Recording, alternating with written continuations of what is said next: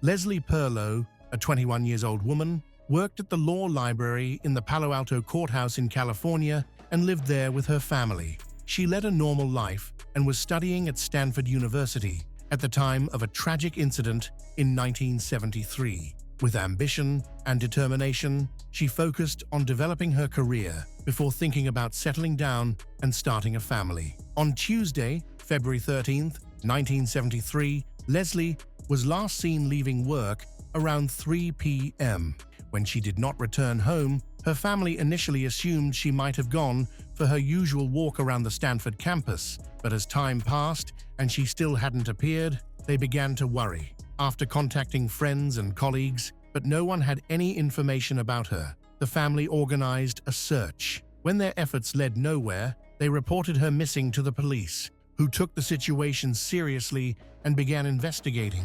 2 days later, on February 15th, officers discovered Leslie's body in bushes near the university campus. She had been strangled with her scarf and showed clear signs of a brutal attack, including bruises covering her body. Evidence revealed that she had been abused, and her underwear and pantyhose were stuffed into her throat. She was partially undressed, and blood stained her clothing. The autopsy confirmed strangulation as the cause of death, and further evidence, nail clippings and bodily fluids, indicated she had fought back fiercely. At the time, forensic technology, such as DNA profiling, was not advanced, and there were no criminal databases near where the body was found. Police found Leslie's orange Chevrolet Nova abandoned near an old, deserted building. Her shoes were still in the car, but no significant evidence was gathered from the car or the scene. Despite efforts to identify suspects, none of Leslie's friends, family, or colleagues could provide clues. Leslie, described by everyone as calm and unassuming, made the murder a huge shock to all who knew her. The investigation quickly stalled after all potential suspects close to Leslie were ruled out through verified alibis. After 5 days, law enforcement turned to the public for help, releasing details about her car and its isolated parking location, hoping for witnesses. Police received several tips through phone calls, though none led to viable leads. A month later, authorities discovered the body of a young man named Mark Roswell, who had died just half a kilometer from where Leslie was found. Mark has ties to the court where Leslie works, is currently on probation for distributing illegal substances. Investigators looked into the possibility of a connection between Leslie and Mark, suspecting that Mark's case may have been motivated by guilt. However, interviews with courthouse staff confirmed there was no known relationship between the two. Family and friends of both Leslie and Mark were unable to establish any link. After thoroughly investigating Mark's background, detectives found no evidence suggesting a history of violent crime. His only prior offense was dealing banned substances. Ultimately, Mark was ruled out as a suspect. Despite significant efforts, Leslie's case remained unsolved. During this time, a new lead surfaced when a police officer contacted the station. Although he had been off duty on the night Leslie was killed, he had seen her car by chance while driving home through a secluded area. According to his report, on Tuesday, February 13th, he noticed an orange Chevrolet parked near an abandoned building. The sight caught his attention because the location was usually deserted. Alongside the Chevrolet, he saw a gray car and a young man with long blonde hair standing between the two vehicles. Leaning over as if speaking to someone, he observed the situation for a while, but did not notice anything overtly suspicious, so he continued on his way. While his account provided some useful information, he unfortunately didn't recall the license plate of the gray car. Based on certain evidence, detectives began to suspect that Leslie might have been the victim of not just a violent crime, but also a serial killer. Their suspicions were reinforced by the fact that several serial killers were active in the state during the early 1970s. The media immediately picked up on this theory, and over the years, speculations arose that Leslie might have been a victim of infamous killers like the Zodiac or Herbert Mullin, both of whom were responsible for multiple murders in the region. Even Ted Bundy was considered a suspect, as he was attending school in San Francisco during this period and lived near Stanford. Another theory attributed her death to a cult known as the Angels of Death, whose victims were found in San Francisco. However, as the investigation struggled to gain traction, detectives explored every lead. Over time, prominent suspects such as Ted Bundy, the Zodiac, and others were cleared of involvement. A year after Leslie's tragic death, another devastating incident shook the community. On Sunday, March 24, 1974, 21-year-old Janet Taylor was preparing for a busy day of work and visiting friends. Her car had broken down the day before and was in the repair shop, so her father gave her a ride to work. After finishing her shift, Janet planned to stop by her friend Deborah's house. Janet was a young woman full of ambition. She had recently turned 21 and was the daughter of a well-known university coach. She worked hard as a university student and dreamed of a successful career. That evening, after spending time with Deborah, Janet realized around 7 p.m. that she urgently needed to return home to let the dogs out for a walk. Wanting to avoid inconveniencing anyone, she refused to call her father or accept Deborah's help. Instead, she decided to hitchhike to her home in La Honda, a short distance away in an area surrounded by nature reserves near Stanford. Confident in her decision, Janet believed there was no reason to worry, and Deborah didn't perceive any danger either, a mistake that would prove to be fatal. The next morning, Janet's boyfriend noticed that she hadn't returned home. Alarmed, he contacted her friends and family to try to determine what had happened, but no one had seen her. Later that same morning, a milk delivery driver traveling near Stanford noticed something suspicious on the side of the road. When he stopped to investigate, he made a horrifying discovery. It was the body of a young woman. When the police arrived, they identified the victim as Janet Taylor. She had been strangled with her own sweater. Although she was clothed, her shoes were missing. Oddly, her feet were clean, despite the heavy rain the night before. While her body was damp, the ground underneath was dry, suggesting she had been placed there after her death. Janet's clothes were torn, and, like Leslie's, her underwear and stockings had been forcibly shoved into her throat. Investigators confirmed that she had been abused before being killed and subjected to prolonged beatings. Some of her belongings were missing initially, but were later found scattered along the roadside. Her clothes had been discarded over a stretch of approximately 500 meters on both sides of the road, leading investigators to believe the killer had deliberately disposed of them while driving. Janet's body was discovered just 2 kilometers away from the location where Leslie's body had been found the previous year. Not only did both women share a striking similarity in appearance, but the perpetrator also used similar methods in both crimes. These resemblances strongly suggested that the 2 women had fallen victim to the same serial killer. The shocking connection alarmed the community, heightening concern as the realization of a potential serial murderer set in. Rumors quickly spread that a maniac was active in the area, leaving residents feeling unsafe. People criticized the police for failing to stop the violent crime wave gripping the city.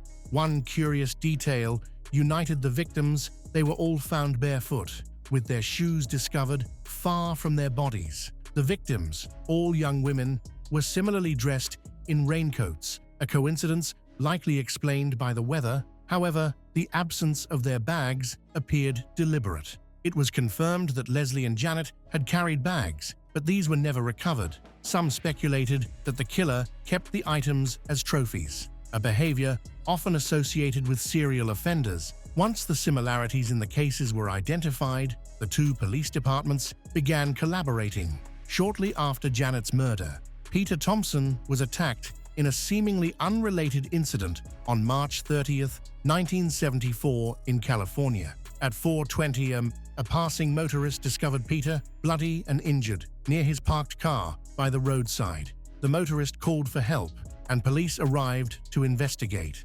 In the back seat of Peter's car, they found broken beer bottles, which appeared to have been used to cut his face. Peter explained to detectives that he had picked up a hitchhiker who attacked him after provoking a conflict. Meanwhile, Forensic experts searched the area around Peter's car and the spot where the hitchhiker was allegedly picked up. Nearby, they discovered an open beer pack matching the broken bottles found in Peter's car. At the same time, a deputy sheriff reported seeing a suspicious man with long blonde hair who ran away upon noticing the officer. Unfortunately, the man evaded capture. It is noteworthy that a person with similar characteristics was also seen near the scene of Leslie's murder. Detectives questioned Peter further, during which something unsettling emerged when asked for his contact information. Peter provided the details of a woman named Barbara Rocky, claiming he had met her before.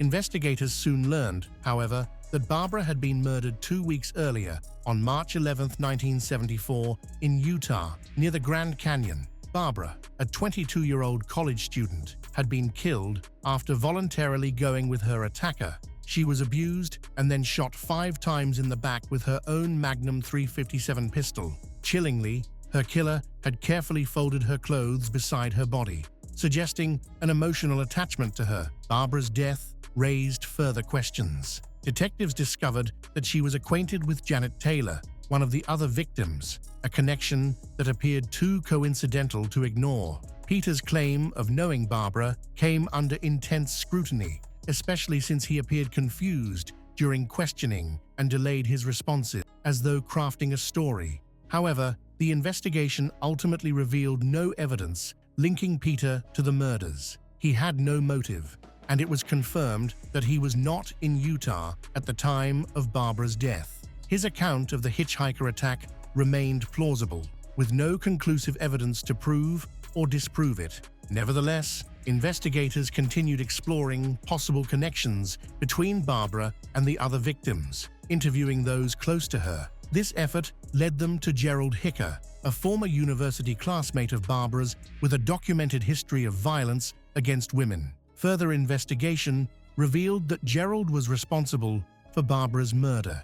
Despite this breakthrough, no evidence linked Gerald to the murders of Leslie or Janet, even though Barbara's case bore similarities to the others. Ultimately, Gerald was charged only in Barbara's death, leaving the murders of Leslie and Janet unsolved. In March 1975, a year after Janet's disappearance, the investigation into her case took an unexpected turn. A local journalist reported that San Mateo County Sheriff's deputies had searched a rental room based on a tip from an anonymous source. The room had been rented by a long-term tenant who had moved out a few weeks earlier. The tenant was reportedly behaving suspiciously, and during the search, police discovered photographs of a woman resembling Janet Taylor, along with a newspaper article about her murder. The young man who had occupied the room was quickly located. However, he remained calm and claimed to have been a close friend of Janet.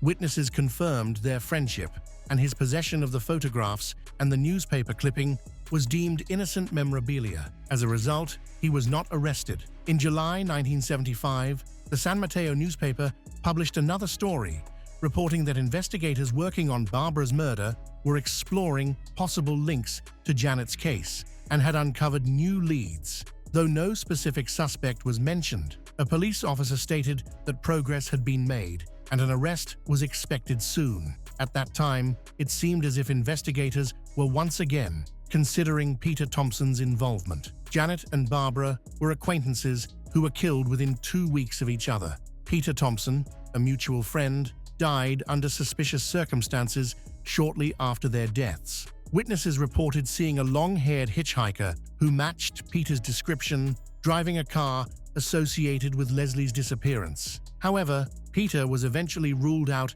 as a suspect. After his death, the investigation stalled, and there were no significant developments for decades. The case remained dormant until 2008, when true crime enthusiasts speculated whether Ted Bundy could have been involved in the Stanford killings.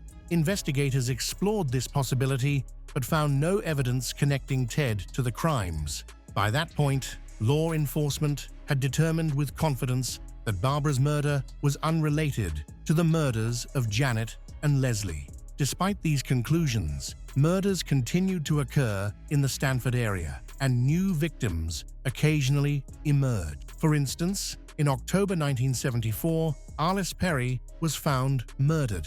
Like the others, there were no immediate suspects. Authorities believed a serial killer might be targeting victims around Stanford, further complicating efforts to solve the original cases. These investigations extended well into the 1980s. When Ted Bundy was arrested and sentenced to death in Florida, he began confessing to unsolved murders, eventually admitting to 23 killings across Washington, Oregon, Utah, Colorado, and Florida. However, no documented murders were tied to Leslie and Janet. Investigators made several attempts to link him to the Stanford murders, but all efforts failed. He was executed in 1989, by which time authorities had definitively ruled him out as a suspect in the murders of Janet and Leslie through DNA evidence. These cases remained unsolved for decades, with frustration further muddling the investigation. For example, serial killer Herbert Mullin, who confessed to murdering 13 victims, killed his last victim on the same day Leslie disappeared, just a few kilometers from where her body was later found. Similarly, Ted Bundy had reportedly been in the Stanford area at the time of Leslie's murder, and her appearance matched his victim profile.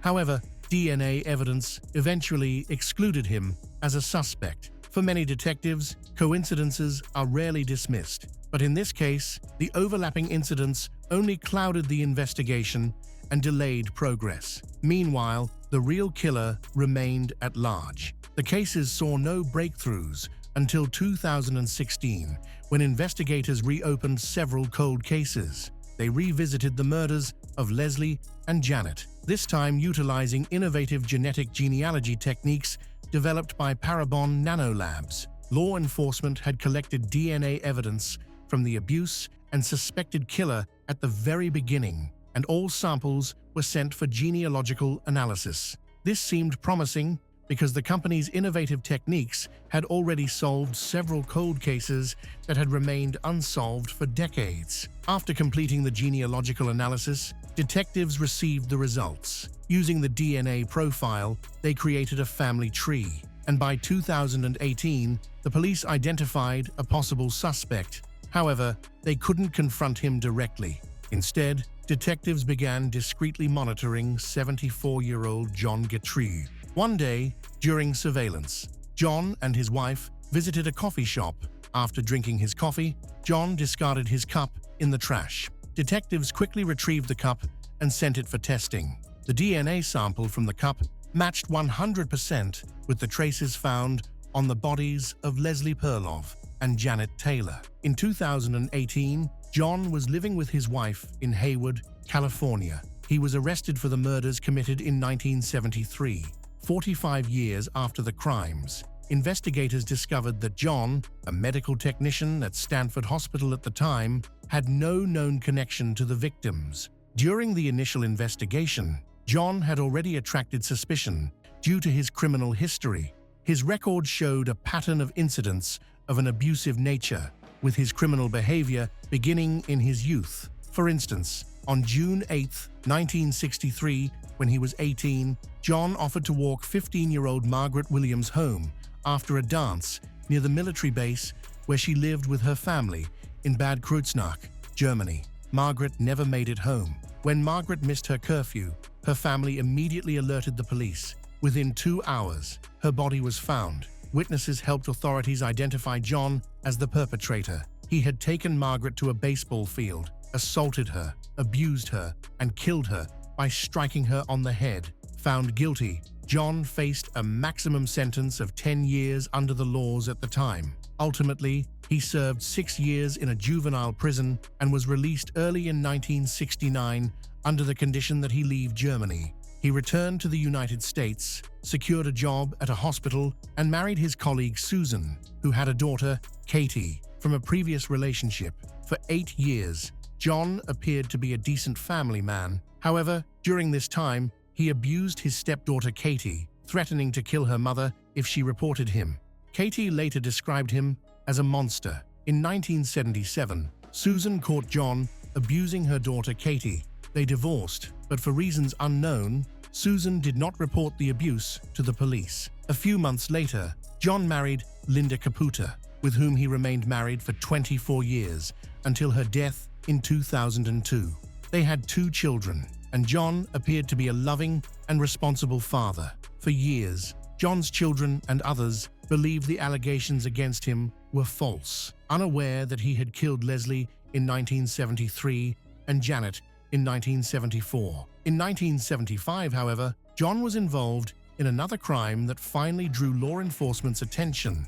He was charged with abusing a 17-year-old girl in Santa Clara County while serving as a leader of a youth scout organization. He pled guilty as part of a plea bargain and received a lenient sentence, 6 months in prison and a small fine. This crime demonstrated that he was prone to abusing and strangling his victims, but authorities still did not connect him to Leslie and Janet's murders. At one point, John was even considered a suspect. A San Mateo County Sheriff's deputy noticed that John's criminal behavior closely resembled the killer's methods in the Janet Taylor case. However, in the 1970s, DNA technology was unavailable, which prevented law enforcement from creating a DNA profile to confirm his guilt. Decades later, with advancements in DNA technology, John Guthrie was finally identified as the primary suspect in these brutal crimes. The investigators reanalyzed all the evidence they possessed at the time, which led to the development of a male DNA profile based on biological fluid traces collected from the victim's clothing. When this DNA was compared to a sample from John Guthrie, it was a 100% match, confirming him as the perpetrator. This revelation sparked mixed emotions, especially within the local community. Many criticized the police, as John had initially been wrongfully suspected of murdering Alice Perry. The true perpetrator, when approached for arrest, took his own life, a tragic pattern that would repeat decades later. However, John was far from blameless in other violent incidents. As investigators delved into his past, they uncovered that he had lived in Aga and New Jersey for several years, during which women frequently reported similar attacks. These findings suggested he may have been responsible for many more crimes. While authorities investigated John's potential involvement in other unsolved murders, prosecutors in 2 counties prepared for trials linked to separate cases. After the arrest of a suspect in Leslie's murder, the same individual was charged 6 months later with Janet's murder. In both cases, DNA evidence served as the primary foundation. Janet's and Leslie's families were determined to seek justice. They refused to negotiate, ensuring the criminal would face the full consequences of his actions. During the trial, Susan's daughter, Katie, who had suffered abuse at his hands and was familiar with John's cruel tendencies, provided crucial testimony. Upon learning about the murders, Katie was horrified to realize she could have become one of his victims. She recalled how she and John would pass the location where Leslie's body was found nearly every day on their way to school. At the time of both crimes, John was approximately 30 years old. Notably, witnesses described a suspect with long blonde hair at the scene, raising questions about whether John had an accomplice or whether he disguised himself by wearing a wig. On September 15, 2021, John Guthrie, then 77 years old and in custody, was convicted of Janet Taylor's murder. He was sentenced to life imprisonment without the possibility of parole. In 2023, he confessed to Leslie Perloff's murder and received a second life sentence. While this confession offered some relief to the victims' families, it was devastating for John's loved ones, who had steadfastly believed in his innocence. Following these convictions, his children publicly disowned him. Later that year, John passed away in prison. According to the official report, his death was due to natural causes. Detectives remain convinced that he was responsible for other murders, but have yet to gather sufficient evidence to conclusively link him to additional crimes.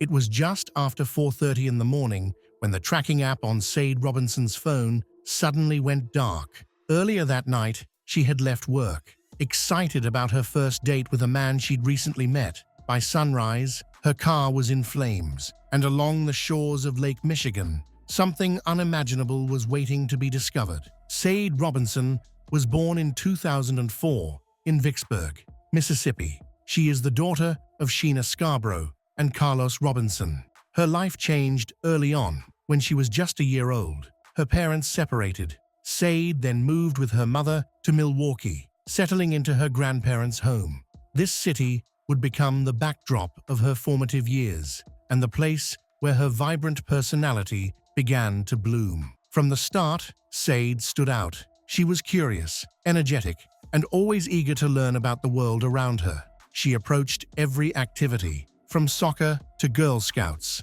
with great enthusiasm. These early experiences not only allowed her to shine, but also helped shape her natural skills in leadership, teamwork, and discipline. Though Sade's father lived in Florida, she maintained a close bond with him. Frequent visits between states became a routine part of her life, and through them, she developed a rare sense of independence and responsibility at a young age. As she grew older, Sade's passions began to take clearer form. She was drawn to the arts, especially rap music and dance, where she could express herself freely. But her dreams weren't limited to the creative world. She also felt a deep desire to serve her country and envisioned herself someday joining the armed forces. Her academic record was equally impressive. Sade was known as a standout student, always focused and determined. Yet, even with her achievements, she wasn't immune to challenges. During 7th grade, she encountered difficulties at school. As a result, she made the brave decision to relocate to Florida and live with her father, seeking a fresh start. Once again, Sade showed resilience in her new environment. She continued to excel, both socially and academically. Teachers and peers alike admired her focus, her ambition, and her quiet confidence, one that was rooted in strength rather than pride.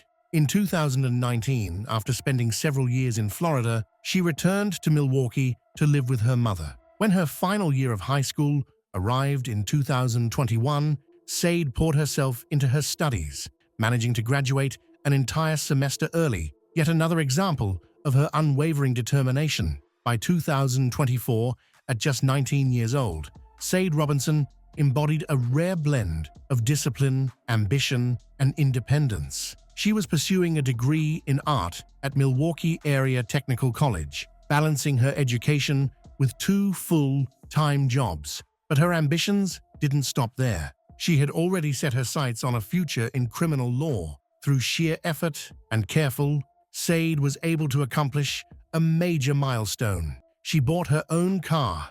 It was more than just a vehicle. It represented her growing independence. Not long after, she moved out of her mother's home and rented her very own apartment. She balanced 2 demanding jobs to support herself. One of them was at Pizza Shuttle, where her work ethic, discipline, and initiative didn't go unnoticed. She quickly rose through the ranks and was promoted to manager. Her second job was at the prestigious Wisconsin Country Club, where she also helped her younger sister secure a position, making sure her sibling had access to the same opportunities that had shaped her own path. At that moment, her future looked incredibly bright. She had clear goals, the discipline to chase them, and the kind of maturity most people twice her age hadn't yet reached. Yet, behind all of that strength and focus, Sade still carried the hopes of any young woman her age. She dreamed of love, companionship, and a meaningful connection. What she never expected was that this search would lead her into the most dangerous moment of her life. April 1st, 2024 began like any other day for Sade. She started her morning shift at Pizza Shuttle, as she often did, took a few moments before work to catch up with her mother over FaceTime. Everything about the day seemed routine until the end of her shift. Sade was excited because she had a date planned that evening with a man she had recently met through a dating app. She left work to meet him. That would be the last time anyone in her group would see or hear from her. The following day, April 2nd, Said didn't show up for her shift. She hadn't called in sick or left a message, which was completely out of character. Concern quickly spread among her co-workers. They began texting and calling her, hoping for an explanation, but there was no reply. Her family and close friends also began to worry. None of them had heard from her since the day before. As hours passed without a word, worry turned into panic. Those closest to her knew something was wrong. This was a chilling and inexplicable silence. As night fell and still no answers emerged, one of Said's friends made the police and report her missing. Before doing so, she checked Said's most recent social media activity and found something crucial: a Snapchat post of Saad. The timestamp was around 9 p.m.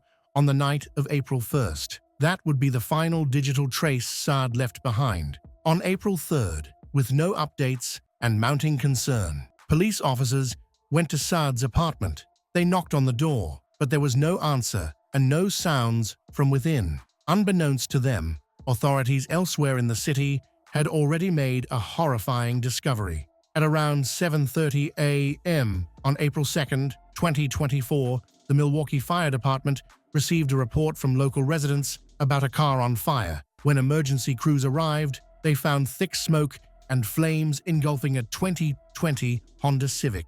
The vehicle had been abandoned and was burning rapidly. Firefighters managed to contain the blaze. No one was inside the car, but the contents of the trunk raised immediate concern. A black coat, a pair of ripped jeans, and other women's clothing, charred but still identifiable. A cell phone, partially damaged by heat, was also recovered.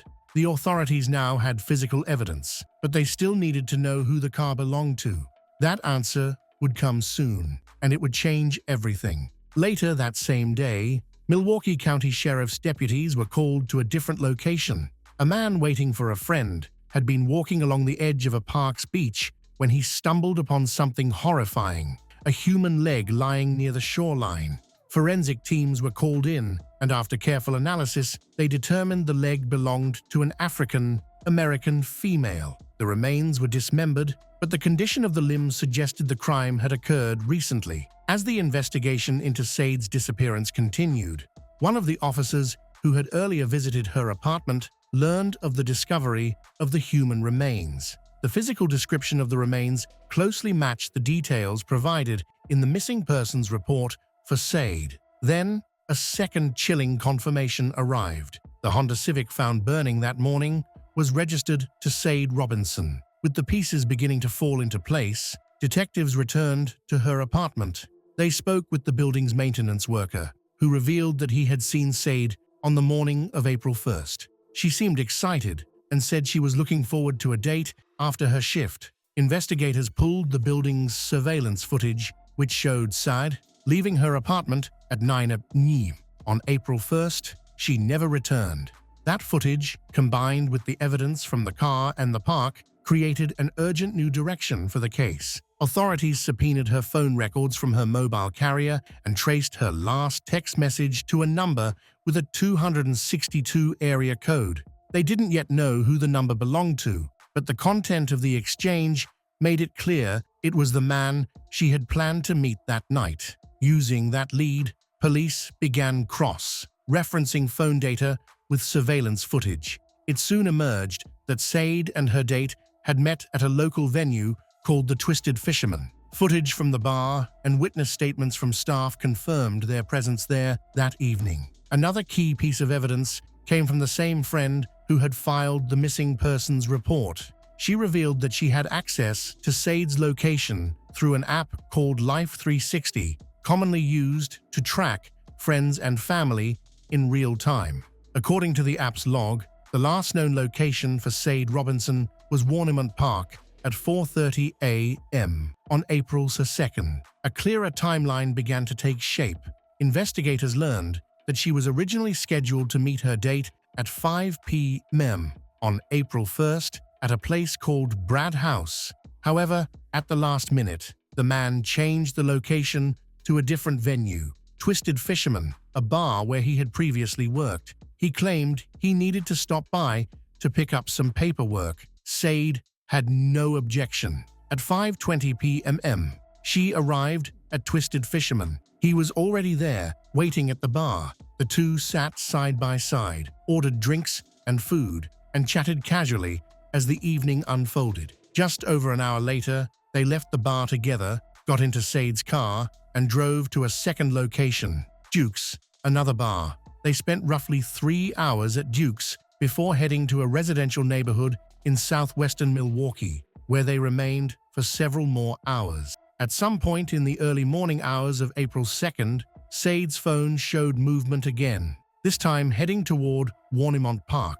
At 4:35, her Life 360 tracking app went silent. The battery had died. That was the last signal the phone would ever send. All signs pointed to one horrifying conclusion. Said Robinson had been murdered, and the person she had trusted enough to meet that night was now the prime suspect. Thanks to swift and coordinated work by law enforcement, the investigation progressed rapidly. Authorities had already zeroed in on one individual. Though his name was still unknown to the public, police knew he was the last person to see Said alive. The evidence they had gathered was enough to obtain both an arrest warrant and a search warrant for the residence traced from Said's phone activity. On April 4th at 1 p.m., officers moved in. They arrived at the suspect's home and took him into custody.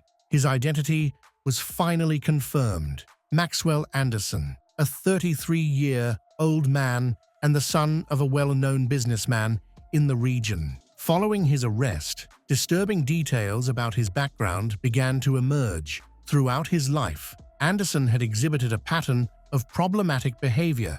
His own father had once tried to help him by giving him a position in the family business, but eventually fired him, stating that he was unfit for the job.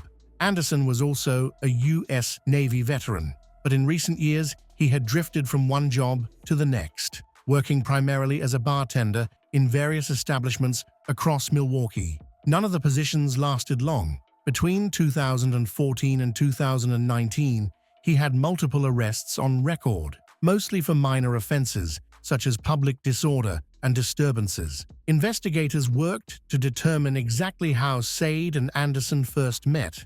The initial assumption was that they had connected through a dating app, but another theory surfaced. They may have crossed paths in person at one of the bars where Anderson had worked, locations that Said and her friends were known to frequent. Following the arrest of Maxwell Anderson, detectives launched an extensive search of his residence. What they found inside confirmed their worst fears.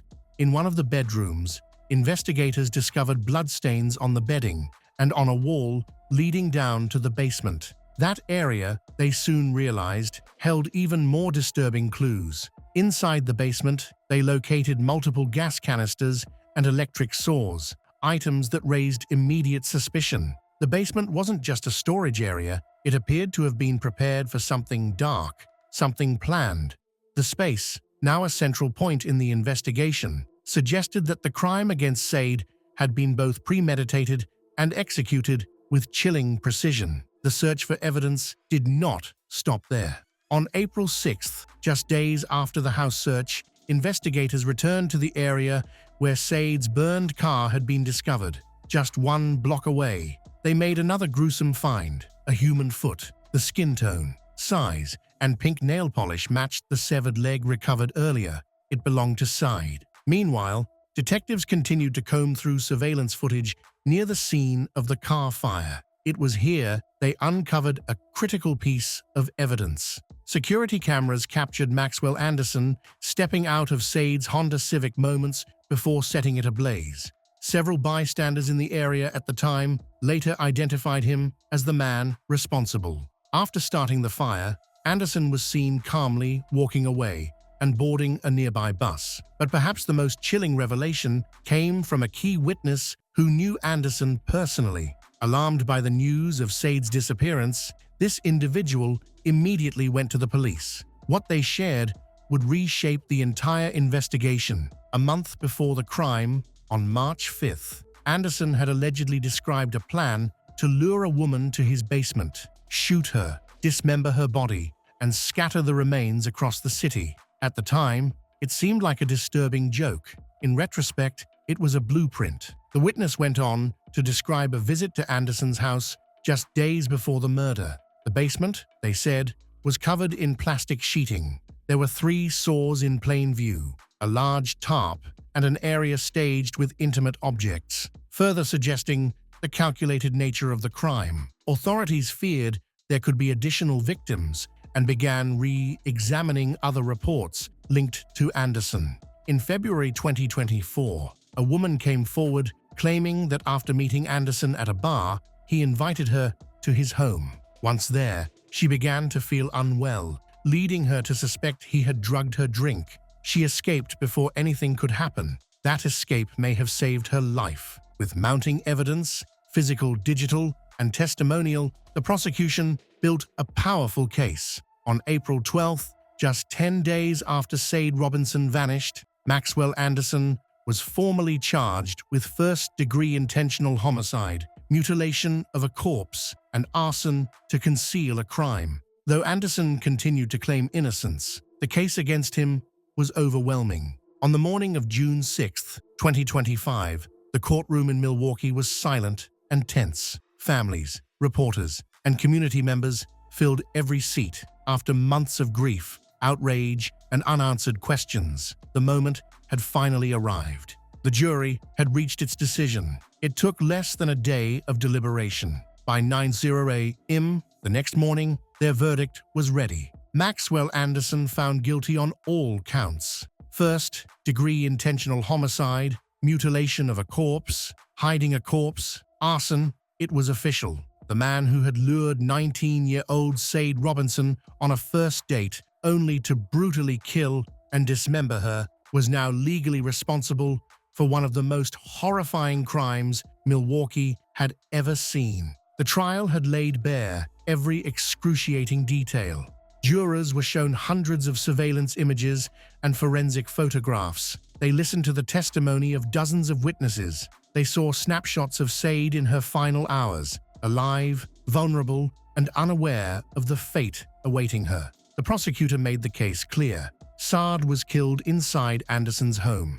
He later dismembered her body, her remains, legs, arms, torso, even her right breast were scattered across counties. Some were found in the lake, others washed ashore, and in an attempt to erase it all, he set her car ablaze and walked away. Maxwell Anderson did not testify, and his defense team called no witnesses. His lawyer claimed the murder wasn't planned. However, the evidence suggested otherwise, revealing a sequence of events that started like any other night but culminated in horrifying violence. Sade Robinson was ambitious and full of potential. She was a student at Milwaukee Area Technical College, held 2 jobs, and was actively shaping her future. That future was taken from her. Now, justice has been served. Sentencing is scheduled for August 15th, but for her loved ones, the real sentence is something far greater: life without her.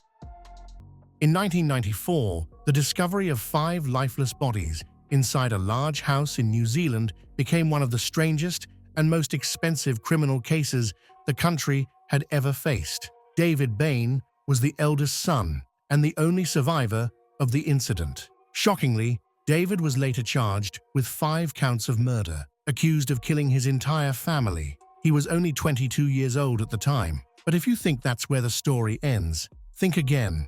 19 years later, David walked free, and the reason why is astonishing. It's one of those cases that makes you question everything. Trust me, you'll want to grit your teeth and hang on until the very end. But before we dive into the shocking twists and turns, let's first take a closer look at the Bain family, the people at the heart of this chilling mystery. By all appearances, the Bain family seemed like a typical religious family. David Cullen Bain was born on March 27, 1972, the first child of Robin Bain and Margaret Bain. His parents had married 3 years earlier. In 1969, they were deeply rooted in their faith, hoping for a peaceful, close-knit family life. But life had other plans. When David was 2 years old, Robin felt called to be a missionary teacher, so the family moved far away from home. The Baines uprooted their lives and moved over 3,000 miles northwest to Papua New Guinea. It was a massive change, from the familiar streets of New Zealand to the tropical and often challenging environment of a remote island nation. Their family grew. David became the eldest of 4 siblings, with 2 sisters, Arawa and Laniette, born 3 and 4 years after him. A younger brother, Stephen, arriving 8 years later. In many ways, this should have been a time of joy and growth, but beneath the surface, cracks were beginning to form. While Robin threw himself into his missionary work, Margaret's spiritual path began to shift. She became fascinated by New Age spiritualism and the idea of channeling spirits, a stark contrast to the traditional religious values the family was raised with. Margaret became convinced that their family was under threat from dark, satanic forces and fiercely believed that they needed protection from these evil influences. This obsession caused stress and fear at home, creating a sense of discomfort that intensified as time passed. Additionally, Robin's enthusiasm for his missionary work started to fade after several years. The dream that had brought the family to Papua New Guinea began to lose its luster. By 1988, 14 years after their move, they returned to New Zealand. The family settled into a large house in Anderson's Bay, a quiet suburb on New Zealand's South Island. It was supposed to be a fresh start, but life at home was far from peaceful. In 1991, Robin took a job as the principal of a small rural school. On paper, this sounded promising, a stable job, a chance to rebuild a community. But things were deteriorating rapidly. By 1994, the marriage between Robin and Margaret was hanging by a thread. They argued constantly, daily fights that wore down the family's spirit. Margaret's bitterness toward Robin had deepened so much that she reportedly made chilling comments about wanting to kill him. The tension was strong, and they could feel it both emotionally and in the atmosphere of their home. Visitors described the Bain household as a pigsty. The once grand house had become run down and neglected. Broken windows, peeling paint, and clutter filled every corner. Unpleasant smells lingered in the air, a testament to the family's neglect and disarray. Robin was rarely there to help.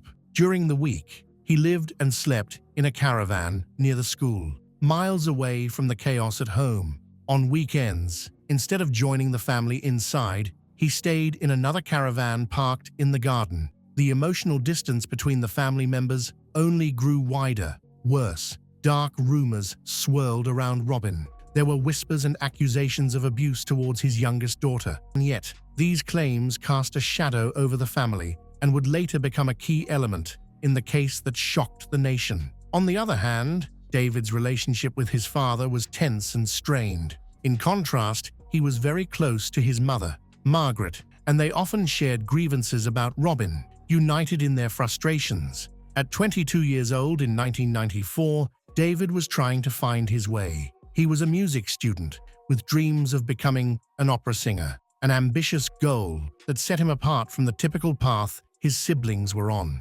Whether or not he had the talent for international fame is up for debate, but David's passion for music was real. Now, despite the turmoil at home, all 4 Bain children were involved in school or work. Arawa was training to be a teacher, Stephen was finishing high school, and Laniette held a part-time job. However, David's path was a little more complicated. After struggling to fit in at university, he had dropped out for a time and even relied on unemployment benefits. But he eventually returned to university to study classical music, supporting himself by delivering newspapers in the early mornings, a humble job that required discipline and grit. By 1994, the bond between Robin and Margaret was not just broken, it was shattered beyond repair. Margaret had become really convinced that Robin was possessed by a demon she called Balil. She also referred to her husband as a son of Balil, one of the 4 crowned princes of hell. This wasn't some passing thought or simple fear, it was something she wrote about repeatedly in her diary, describing how she believed her husband was under the control of an evil spirit, that it cast a dark shadow over their home and tore the family apart. Margaret's attempts to rid Robin of this demon often took the form of exorcisms, rituals meant to drive the evil out. Robin's mental health suffered immensely under this strain. Colleagues at his school described him as a man who was depressed, withdrawn, and barely functioning, like a shell of the person he once was. Neglecting his own hygiene and appearing almost robotic, Robin seemed lost, trapped in a life that was falling apart around him. Meanwhile, the children found themselves caught in the middle of this toxic environment. David, Arawa, Laniette, and Stephen each had their own complicated relationships with their parents and with each other. Some children sided more with their mother, others were closer to their father. The house, already cluttered and chaotic, was filled with tension and emotional pain. It was clear that the family was on the brink of collapse. And then, on the morning of Monday, June 20th, 1994, the unimaginable happened. At exactly 7:09 in the morning, David Bain made a frantic call to emergency services. All dead. They're all dead. I can't believe they're all dead. David trying to explain what he had found in his own home. When police arrived, they were confronted with a scene so grim and tragic that it was almost unimaginable. David's mother, sisters, and youngest brother were all dead. His father lay in the lounge, a bullet wound to the head. The family rifle was on the floor beside him, and chillingly, a typed message on the computer read, "Sorry, you are the only one who deserves to stay." The family home was a mess, as usual, but now it was stained with loss and violence. All 5 members of the Bain family were dead, victims of a brutal shooting that shocked the entire nation. The question everyone wanted answered was, who did this and why? In the days following the massacre, more evidence emerged that suggested Robin, the father, might have been innocent after all. Remarkably, the only blood found on him was his own. There was none on his clothes, socks, or shoes, which he had been wearing that day. This was puzzling because if Robin had been the killer and had then shot himself, one would expect at least some transfer of blood to his clothing or hands. Moreover, Robin's fingerprints were completely absent from the rifle found beside him, a fact that forensic experts found hard to reconcile. If Robin had fired the fatal shots and then turned the weapon on himself, his fingerprints should have been all over the gun. To complicate matters further, no gunpowder residue was detected on his hands, a forensic detail that contradicted the idea of him taking his own life. The initial theory seemed clear. The father, Robin, had killed his family before taking his own life. But this explanation quickly began to unravel. Forensic experts examined the bullet wound in Robin's head and declared it nearly impossible that he had shot himself. The trajectory and angle of the bullet, along with the blood patterns, suggested his body had been moved after death, casting doubt on the father theory. This twist in the investigation shifted suspicion towards David Bain. If Robin wasn't the killer, then why was David alive when everyone else in his family was dead? Why had he been spared to add to the growing mystery? David's story just didn't quite add up. When officers first questioned him, he explained that he had completed his usual newspaper round between 6 and 6:42 in the morning. This timeline seemed straightforward enough, and a neighbor even confirmed to police that they saw David entering the Bain property at around 6:40 a.m. But here's where things get strange. David didn't call for help until 7:09 a.m., a full 24 minutes after he supposedly returned home. What happened during that gap? When interrogated, David admitted he zoned out, unsure of what to do or how to react to the horror inside his own house. This delay immediately raised red flags for investigators, who wondered if something was being left out of his story. Adding more complexity to the case, David was unable to explain the fresh injuries on his forehead and knees. These wounds suggested some kind of recent struggle or accident, but he had no clear explanation. Even more incriminating was the fact that the gun found next to Robin's body actually belonged to David. He further admitted he was the only person who knew where the key to unlock the gun's safety mechanism was kept, making him the prime suspect in the eyes of the police. With this mounting suspicion, it didn't take long for the authorities to detain David. Merely 4 days after the horrific massacre, he was arrested and charged with the murders of his entire family. Digital forensics played a crucial role in unraveling the tangled timeline of that tragic morning. It was discovered that the computer on which the final letter was typed had been switched on at 6:44 a.m., just 2 minutes after David reportedly arrived home. This suggested that the note had been composed shortly after his return, seemingly placing him at the scene during the time of the killings. Despite all the mounting evidence casting doubt on Robin's guilt, the investigation took a dark turn just 17 days after the murders. The Bain family's relatives, deeply unsettled by the gruesome scene, decided to take drastic action. Relatives, worried about teenagers breaking in and accidentally causing a fire or other problems, asked for the house to be deliberately burned down in a safe, controlled manner. The decision was approved by David himself, who agreed to this controversial move. While it might seem illogical to burn down a crime scene, the family and authorities wanted to prevent further tragedy or vandalism. Within minutes, the old wooden Bain family home was engulfed in roaring flames. The blaze quickly consumed the house, erasing the physical space where such a horrific tragedy had unfolded. The house was consumed by towering flames for more than an hour. The fire could be seen over most of the city. It burned 17 days after Arawa, Laniette, and Stephen were killed, along with parents Robin and Margaret. Still, with the house now reduced to ashes, the investigators could only rely on the evidence they had already gathered.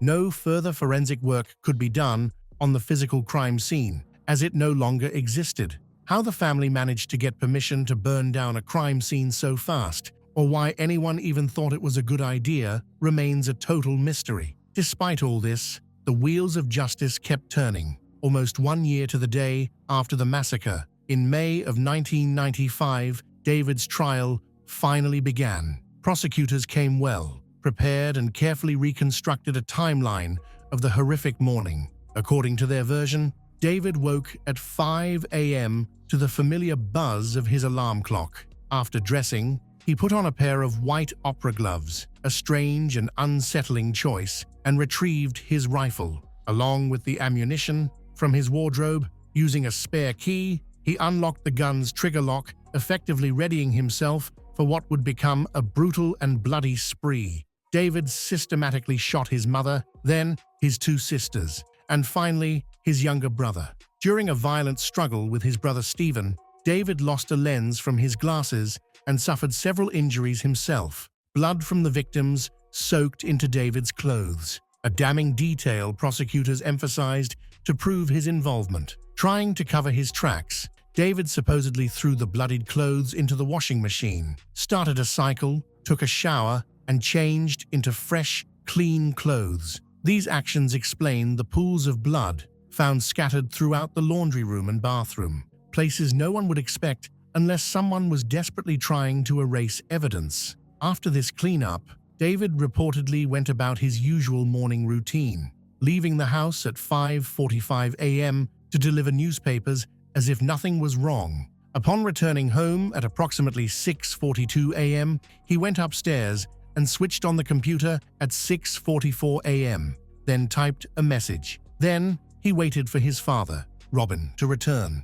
Robin was known to enter the house from his caravan at exactly 7 a.m. every morning to pray, and tragically, that day was no different. Prosecutors argued that David hid behind a curtain in the lounge, silently waiting for Robin to nearby. At that precise moment, he shot his father at point-blank range. Only then did he make the call to emergency services, feigning shock and despair. This call coincided with the 24-minute gap. David claimed he had zoned out, unsure of what to do next. Afterward, David allegedly staged the scene to make it look like Robin had taken his own life. But David tells a completely different story. He told the court that he had gotten up at his usual time, prepared for his paper route, and left the house with his dog. Upon returning around 6:42 a.m., he went straight to his room, took off his shoes, and went downstairs to wash his hands. While he admitted putting his clothes into the washing machine, He denied they had any blood on them. Heading back upstairs, he claimed he noticed bullets and the rifle's trigger lock lying on the floor. Frantically, he searched the house and found his mother, sisters, and brother all dead in their bedrooms. His father was also dead, lying in the lounge. According to David, he then zoned out for about 20 minutes before finally calling emergency services. Additionally, David's defense team proposed a shocking alternative, that Robin, the father, was actually the killer. According to their theory, Robin had killed his family before turning on the computer to type a message and then had taken his own life. It was a bold claim, but several parts of David's story just didn't add up.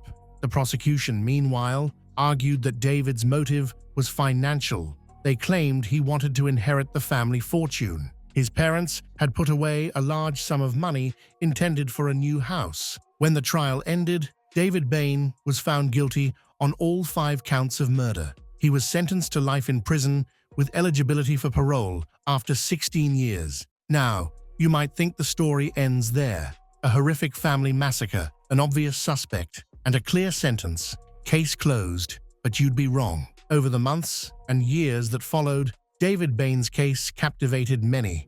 News of the Bain family massacre spread like wildfire across the nation, and public opinion was sharply divided on who was truly to blame. One of David's most vocal supporters was Joe Karam, a former All-Black rugby star. After retiring from professional sports, Joe developed a deep interest in the case during his more relaxed years. Convinced of David's innocence, Joe became an outspoken advocate. Following David's sentencing, Joe visited him over 200 times in prison. He even wrote 4 books about the case, tirelessly researching and pressuring the justice system for a review. His efforts eventually led to a major breakthrough, an appeal to the Privy Council. This appeal, which began in May 2007, 12 years after David's initial imprisonment, was a monumental moment. The Privy Council, based in London, found that a serious miscarriage of justice had occurred.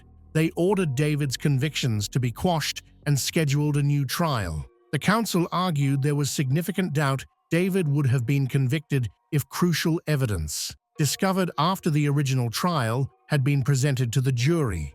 Much of this new evidence was information the jury had never even heard. For example, Dean Cottle, a friend of Laniet, revealed something explosive. According to Dean, Laniet had confided in him about an incestuous relationship with her father, Robin. Just days before the massacre, she had traveled home to confront the family with this horrific secret. This testimony suggested a possible motive for Robin, but the judge, in the original trial, ruled Dean's evidence as hearsay and labeled him an unreliable witness. As a result, this crucial information was suppressed and never reached the jury. As time passed, even more disturbing facts came to light. Robin had reportedly published brutal and sadistic stories written by his pupils in a school newsletter. One of these stories even involved a fictional family massacre.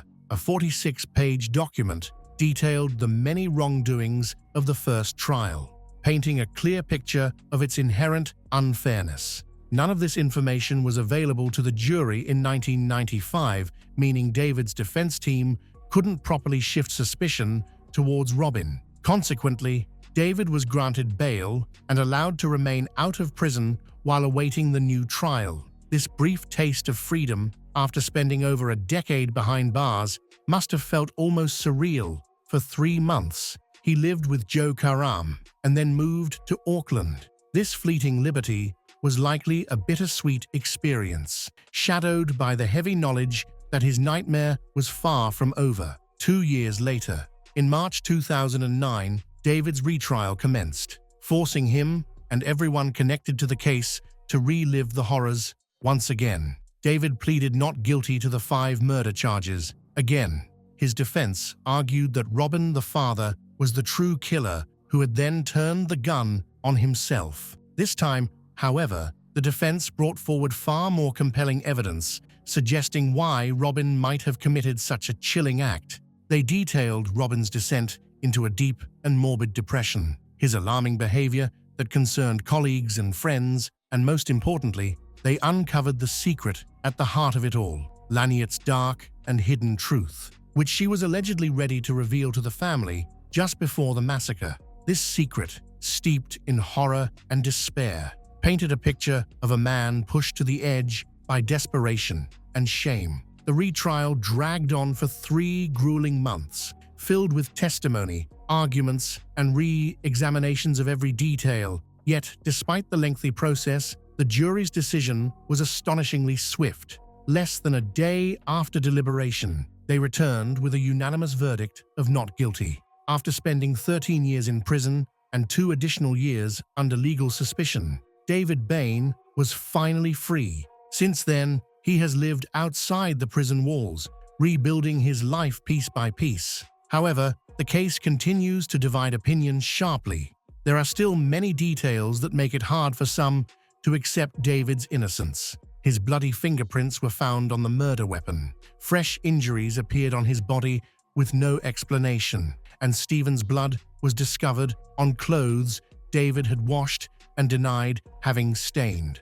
What about the mysterious 20 minutes David claimed to have zoned out for? How does one explain that lapse during such a horrific day? More tellingly, experts have widely agreed that the angle of Robin's fatal wound made it almost impossible for him to have taken his own life. So, if Robin didn't kill himself, then who was responsible? Adding to the suspicion is the fact that David gave permission to burn down the family home, the very scene of the murders. To many, that act alone speaks volumes. Even David's girlfriend at the time said he had a premonition something terrible was about to happen shortly before the killings, which seems too coincidental to ignore. Yet, on the flip side, there are equally convincing reasons to believe Robin might have been the true culprit. Robin was reportedly deeply unhappy with his life, and if Laniette's secret was true, he could have been overwhelmed with panic and fear. Shell casings were found in his caravan, and the disturbing, sadistic stories revealed by his colleagues painted the portrait of a man unraveling mentally and emotionally. This case remains one of New Zealand's most polarizing, sparking intense debate over who truly committed the murders. The financial cost of this case was staggering. Taxpayers shelled out over $7 million, with the retrial alone costing more than $4 million, making it the most expensive trial in New Zealand's history. Joe Karam, David's unwavering advocate, lost over $500,000 personally supporting the cause. David himself sought compensation for his wrongful imprisonment. Given the high-profile nature of the case, New Zealand's Justice Minister brought in overseas judges to review the application. The review recommended compensation, but bureaucratic delays meant that the case was handed back and forth between ministers. 6 long years of red tape and delays passed before David was finally awarded $925,000 in 2016. During all this turmoil, David rebuilt his life. He found work as an engineer, fell in love, married, had a child, and legally changed his name. Rumor has it that the family eventually moved to Australia, perhaps to escape the long shadow cast by the case. As for the Bain family home, no trace remains of the original property that was burned down in 1994. The site has since been completely transformed into a landscaped, modern 3-bedroom house, erasing the physical memory of what happened there. Over the decades, the story of the Bain family massacre and all its related evidence has faded into the distant past, becoming almost like a dark legend whispered about but rarely confronted. What keeps a marriage together when love, trust, and respect are absent? Some people attempt to maintain the family for the sake of their children, while others worry about what others might think. Additionally, some may feel restrained by their religious beliefs, or a combination of these factors. However, the intense desire to save a marriage at any cost can sometimes lead to devastating outcomes. The story of Jacqueline and Paul Crimble is not one of a kind, but it gained a lot of attention because of its brutal nature, greed, and lack of morals. The perpetrator was called the Black Widow and was imprisoned. However, in a revealing interview, her daughter admitted that Jacqueline showed her cruelty even while in prison. Jacqueline, known as Jackie, was born in 1974 in County Armagh, Northern Ireland. She was the youngest of two children in a typical middle-class family. Since childhood, Jacqueline displayed erratic, spoiled, defiant, and occasionally aggressive behavior. As a teenager, her actions became increasingly unmanageable, but her family attributed this to typical adolescent issues, believing she would eventually outgrow it. In high school, Jacqueline met Paul Crimble, who was 3 years older than her and very different in personality. Despite their differences, they were drawn to each other, a classic example of opposites attracting. Paul was humble and shy. Coming from a religious background, he was a good student, recognized for his talents. Jacqueline's boldness, confidence captivated him. She was the first girl he had serious feelings for, and likely the only one. Jacqueline's parents were supportive of her relationship with Paul, believing he would help her become more calm and sensible. It often felt like they treated Paul better than Jacqueline, welcoming him into the family from the very first meeting. In contrast, Paul's parents were cautious about his choice, but they allowed the relationship to continue. Friends from school noticed that Jacqueline and Paul seemed mismatched. Jacqueline frequently instigated conflicts and preferred to settle matters with physical confrontations, while Paul always sought peaceful solutions. He was known for being friendly, open-minded, and responsible, consistently keeping his promises and ready to lend a helping hand. Paul was described as a kind, sensible, and mature young man, displaying wisdom beyond his years. At 17, Jacqueline became pregnant by her boyfriend, Paul, who was 20 and already in college. She told him right away. Upon hearing the news, Paul immediately stated that he was ready to marry her, take full responsibility for her and the baby. Jacqueline felt unprepared for family life and raising a child. However, terminating the pregnancy was not an option for her, as neither she nor Paul, belonging to a religious family, could consider it. Paul decided to buy an engagement ring and proposed to Jacqueline, who accepted. They had a simple wedding in 1992, celebrating with their closest family and friends. A few days before the event, Paul shared with his best friend that he and Jacqueline were fundamentally different in many ways. He had doubts about how genuine her feelings were and even felt afraid of her temper.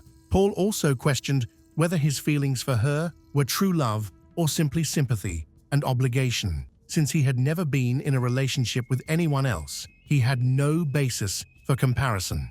His friend listened carefully and cautioned Paul against going through with the marriage, suggesting it could be the biggest mistake of his life and might lead to lifelong unhappiness. Despite this advice, Paul was resolute. He felt he couldn't abandon Jacqueline, who was expecting their child. He believed that becoming a mother would positively change Jacqueline, making her more gentle and calm. Paul hoped for a positive future, but he was unaware of how mistaken he was. Family life without love began to reveal itself.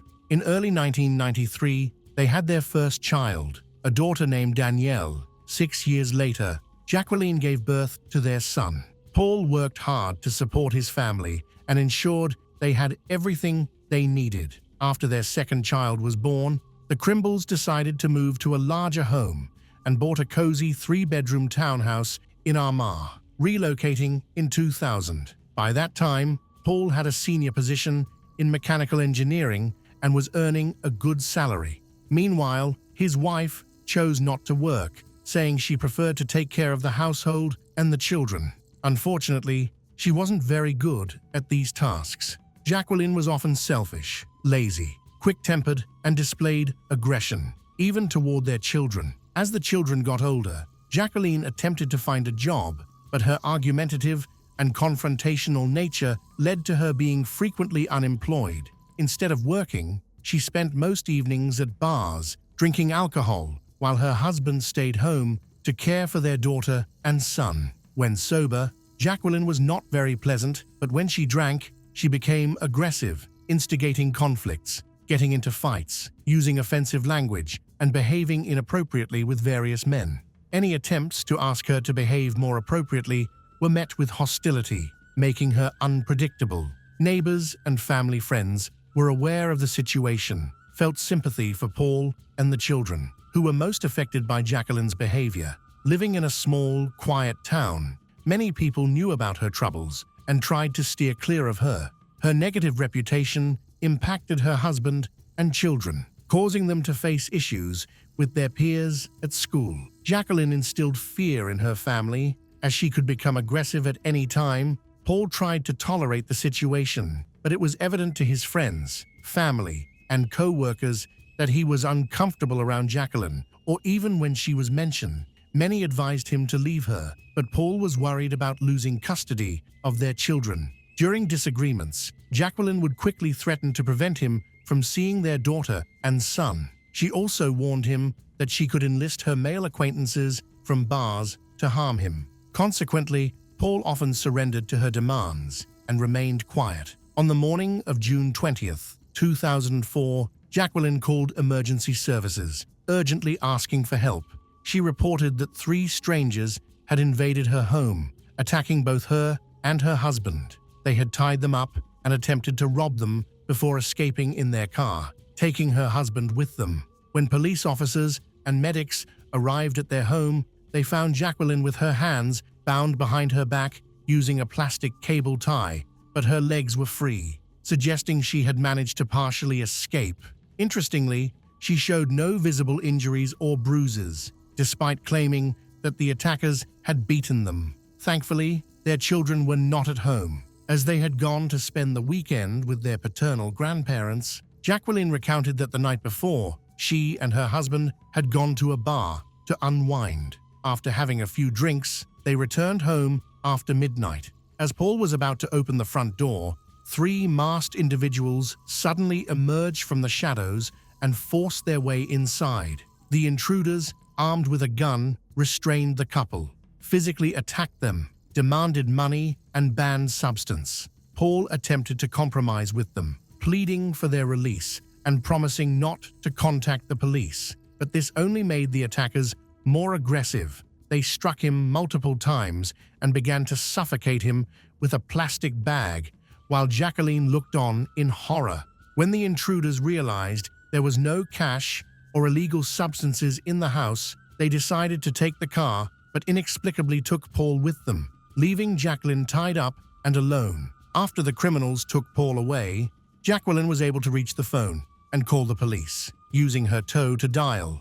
She believed her husband might still be alive and urgently pleaded with the detectives to rescue him. Despite her frantic situation, Jacqueline seemed unusually calm, but the authorities found no reason to doubt her at the time. The investigators to start gathering evidence at the crime scene. They sought any information about the attackers, but Jacqueline stated that the criminals wore masks and she couldn't remember any distinguishing features like their clothing, speech, or physical traits. All she could confirm was that there were 3 male assailants. By Monday morning, less than a day after the attack, the search had begun. The Crimble family's car was found abandoned 3 miles from their home, parked in a deserted alley next to an empty house. Inside the trunk, authorities discovered the mutilated body of Paul. He showed clear signs of beating and torture. His hands were tied behind his back, his legs were bound with a cable tie, and his body was marked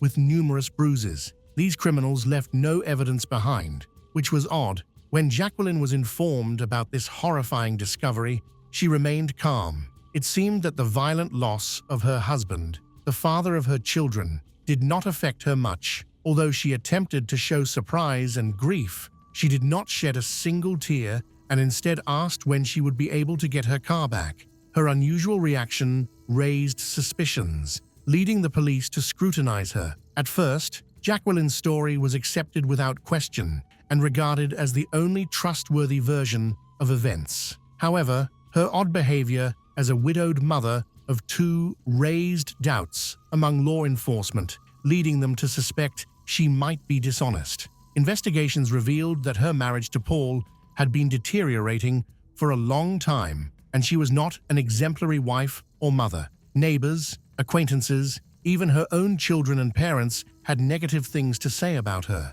Additionally, it emerged that Jacqueline had been involved with a man named Roger Ferguson for several months. Roger, who lived with his mother on a farm in Armagh, was frequently seen with Jacqueline at various entertainment spots in town where they were drinking. He would also visit her at home while her husband was at work and the children were at school and daycare. A day after the disfigured body was discovered in a car, Jacqueline went from being seen as a victim to the primary suspect, with Roger now viewed as a potential accomplice. While there were no reports of suspicious individuals seen in town, nearly everyone who had interacted with the victim shared negative opinions about her. It was soon discovered that the deceased man had an insurance policy worth $300,000 British pound, which would go to his wife upon his death. This created a potential motive for the investigation. Before, Jacqueline stated that she was able to call for help by using her toe on a button phone. However, during the first inspection of the crime scene, investigators observed that the phone was on the coffee table face down, while her hands were tied behind her back. This made it impossible for her to have flipped the phone over after making the call or to have dialed for help if it had been in that position from the beginning. Their computer search history showed unusual inquiries. Someone had been searching for information about life insurance payouts and procedures related to the death of a policyholder for several months. When Jacqueline was questioned about this, she insisted she had no knowledge of it and suggested that Paul might be interested.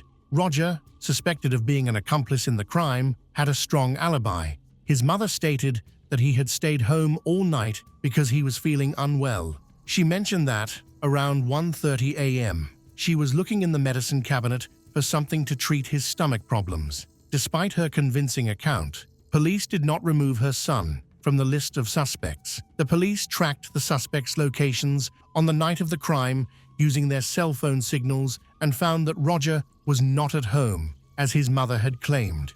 Instead, he was at the Crimbles' house for several hours. Roger continued his relationship with Jacqueline, and they were seen together at a bar the day after Paul's funeral. Interestingly, Jacqueline and Roger also visited a car dealership together to look at SUVs and discuss financing options for such a costly purchase. Roger's mother was with them during this visit, which raised further suspicions. The police believed that they had already made plans for how to use the insurance money following Paul's death, and they suspected that Roger's mother was likely aware of this. During interrogations, Jacqueline maintained that she never cheated on her husband and had no intention of harming him, but no one believed her anymore. Before the tragedy, she had started a job as a caregiver at a nursing home, but was fired within weeks due to ongoing conflicts and dishonesty. Despite this, she didn't inform her husband and pretended to go to work or have night shifts while staying at her lover Roger's house. Her deception was uncovered by chance when Paul met one of Jacqueline's former colleagues, who revealed the truth to him. When Paul confronted Jacqueline, it led to another heated argument. She threatened to leave him for her lover, take the children, and prevent him from interacting with them, which became Paul's biggest fear. To avoid losing his family, he chose to overlook her infidelity and could only confide in his closest friend, who later served as a witness in court, recounting Paul's situation. A cunning plan was in the works. Roger was not very bright. He was somewhat gullible and easily influenced. Jacqueline quickly took control over him, using her charm to make him do whatever she wanted. He would readily fight for her, which made her feel important. He was likely in love with her and believed everything she said. Meanwhile, Jacqueline complained to Roger about her husband, claiming he was rude, cruel, even abusive. Although these accusations were untrue, with each complaint, Roger grew to hate Paul more, thinking he was hurting Jacqueline and was the main reason for their unhappiness. Jacqueline planted the idea in Roger's mind that if her husband were gone, all their problems would disappear, allowing them to be together while also gaining a significant amount of money for a comfortable life. About 2 weeks before the tragedy, Jacqueline looked for people to help her commit the crime for money. However, after thinking it over, she and Roger decided against that plan. They believed they could do it themselves without leaving evidence or witnesses, ensuring they would receive the full insurance payout. On Friday, June 18th, Jacqueline took the children to spend the weekend with their grandparents. On Saturday, she encouraged her husband, Paul, to go out for drinks, to unwind and have a conversation. Paul happily agreed, believing it could improve their relationship, but he didn't realize it was a setup for something far worse.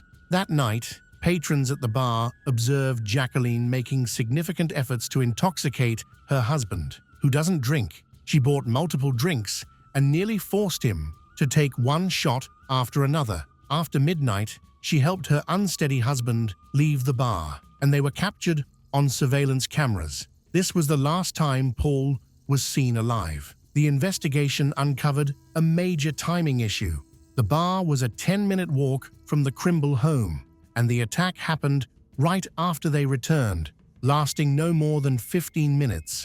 Jacqueline stated that her husband was kidnapped afterward and taken away in their car, prompting her to call the police immediately. However, there was a gap of about an hour and a half between when they were captured on camera and when she contacted the police. Investigators suspected that this time was used by the perpetrators to cover up their actions and make the attack appear to have been committed by other individuals. Additionally, it seemed that Jacqueline deliberately got her husband drunk so he would be unable to fight back. She claimed that the attackers kicked Paul while he was incapacitated and then began to strangle him by placing a plastic bag over his head and securing it with tape. The injuries found on the deceased confirmed her story, but by that point, the police were almost certain that the attackers were Jacqueline and her lover, Roger Ferguson. After a thorough investigation of the crime scene, clear evidence was uncovered. Detectives found a partially erased footprint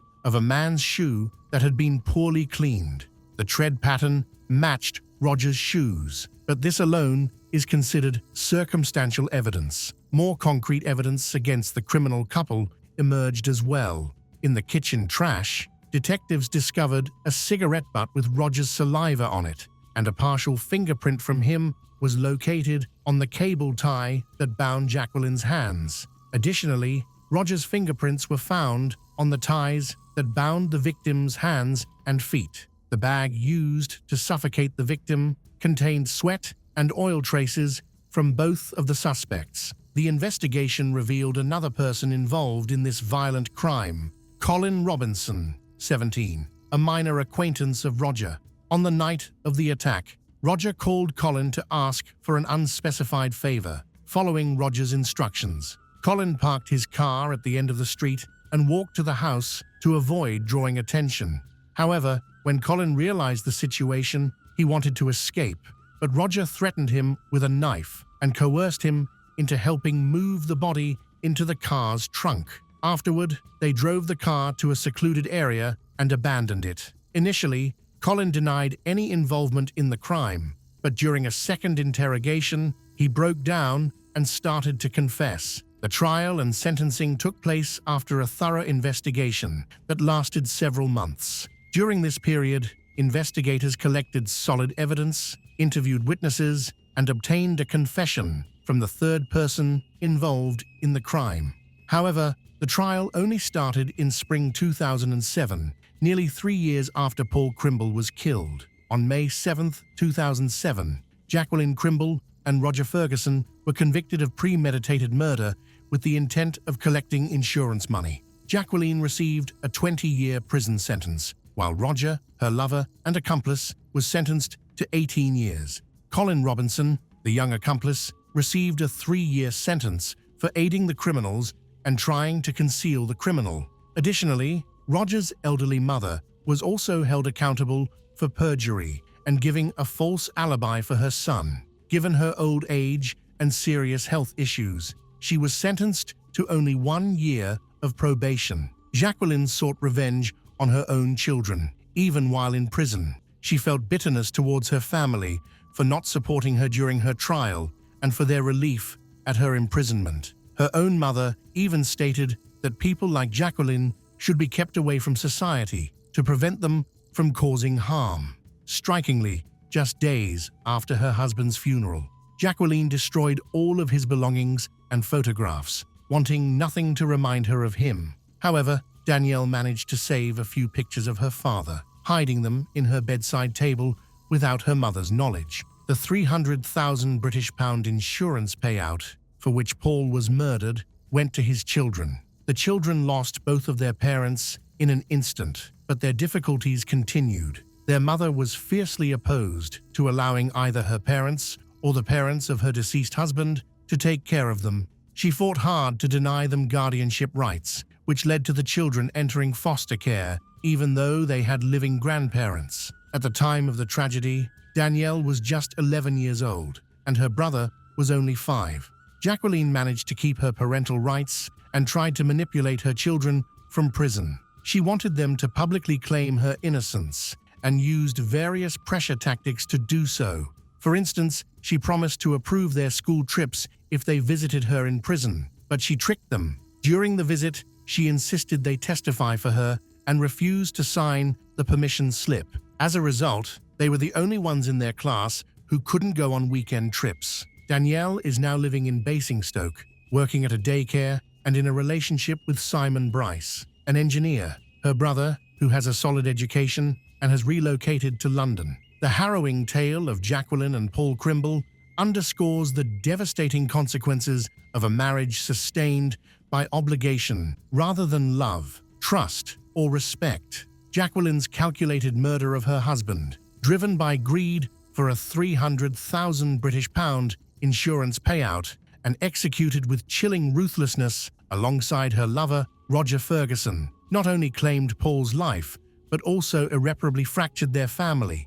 The children, Danielle, and her younger brother were left to grapple with the loss of their devoted father and the betrayal of a mother whose cruelty persisted even from behind bars. Despite inheriting the insurance money, no financial remedy could heal the emotional wounds inflicted by Jacqueline's actions or restore the stability stolen from their childhoods. This case serves as a stark cautionary tale. Clinging to a toxic relationship under the guise of duty or societal pressure can lead to catastrophic outcomes, leaving a trail of heartbreak and irreparable loss. Before the summer of 1988, the Carr family enjoyed a happy life in the small town of Alturas. They were known for their strong faith and attended church every Sunday, embodying a peaceful, trouble-free family. However, their calm life was disrupted on June 14th, when 17-year-old Dwayne found a threatening letter in their mailbox. The anonymous note was alarming, warning the family to leave Florida or face serious consequences. Distressed, Dwayne quickly showed the letter to his parents. His mother, Peggy, was filled with fear, while his father, Pi, dismissed it as a prank. As summer transitioned into fall, the family's anxiety increased, peaking on October 23rd, when Peggy suddenly became seriously ill. She suffered from intense nausea and severe pain, and strikingly, her hair began to fall out in large clumps. Despite her worsening condition, Pi insisted on not taking Peggy to the hospital, thinking it was just a temporary illness. However, Peggy's health rapidly deteriorated, and within a week, she fell into a coma. To make matters worse, Dwayne started showing the same troubling symptoms as his mother. This alarming situation led to a police investigation. On December 2nd, authorities made a shocking discovery. The sickness affecting the Carr family was caused by thallium, a deadly chemical often used in rat poison. Tests revealed that every family member, including Pi, had dangerously high levels of this poison in their bodies. As the investigation progressed, it became clear that someone was deliberately targeting the Carr family. The letter they received was not a joke. It was a warning of the danger ahead. Authorities now had to work quickly to identify the person responsible and prevent further harm. Turn back time. In 1988, Dwayne was happily living with his family in the peaceful town of Alturas, Florida. His mother, Peggy, worked hard as a waitress at a local diner. After raising 3 children by herself, she found love with Pi Carr, who had 2 children of his own, creating a blended family. Life in Alturas seemed perfect. It was a quiet place where people left their doors unlocked, ideal for raising a family. However, on October 23rd, everything changed in a tragic way. Early in the morning, Peggy went to work as usual. However, shortly after arriving at the diner, she began experiencing a burning sensation in her legs and feet, followed by severe chest pain. She was quickly taken to the hospital, where her condition left her nearly incapacitated. Despite extensive tests, doctors were unable to determine the cause of her symptoms and sent her home with pain relief medication. A week later, on October 30th, Peggy and Dwayne, along with Dwayne's stepbrother, Travis, were taken to the hospital with severe symptoms. The pain was so intense that they were brought to tears, and they were scared for their lives. Peggy was admitted to the intensive care unit, where an infectious disease specialist noticed something troubling, suggesting possible poisoning. He decided to test for thallium, a toxic substance banned in the U.S. since 1972, but still found in some old rat poisons. The test results were shocking. Peggy had 50 times the deadly amount of thallium in her body. The following day, October 31st, she fell into a coma. Travis needed a respirator, and Dwayne showed no signs of getting better. The police quickly started an investigation with a clear goal: to identify the source of the poisoning and prevent more harm. They searched the orange groves, tested the neighborhood's water supply, and even investigated the diner where Peggy worked, but found no signs of thallium. As news broke, panic spread through the community. Concerned citizens demanded answers, anxious about their safety. Investigators arrived at the Carr home, carefully collecting dust samples and over 400 household items for testing. One item of particular concern was a six-pack of Coke bottles, 3 of which were unopened. Tests showed that each bottle contained more than a gram of thallium, enough to be lethal to an adult. The lead detective understood that there were 2 possible explanations. Either the Coke had been tampered with at the factory, or it had been contaminated elsewhere. If it was factory tampering, many more people might have consumed the poison, potentially affecting not just the county, but the entire state or even the nation. This fear led locals to hesitate before drinking Coke. The investigation initially targeted the bottling company. However, thanks to Coca-Cola's cooperation, it was quickly determined that large-scale tampering was not possible. It was found that tampering with the product at the plant could not physically happen. As a result, the police concluded that this was a deliberate attack on Peggy Carr and her family. The investigation focused on family members, with Peggy's husband, Pi Carr, becoming a key suspect. Although they had been married for just 7 months, their initial happiness had faded quickly. Pi spent long hours working at the mine, which made Peggy increasingly suspicious of him. One night, she caught him with another woman, further deepening her concerns. During the weekend that Peggy became ill, Pi happened to be out of town. When he returned, he was reluctant to take her to the hospital.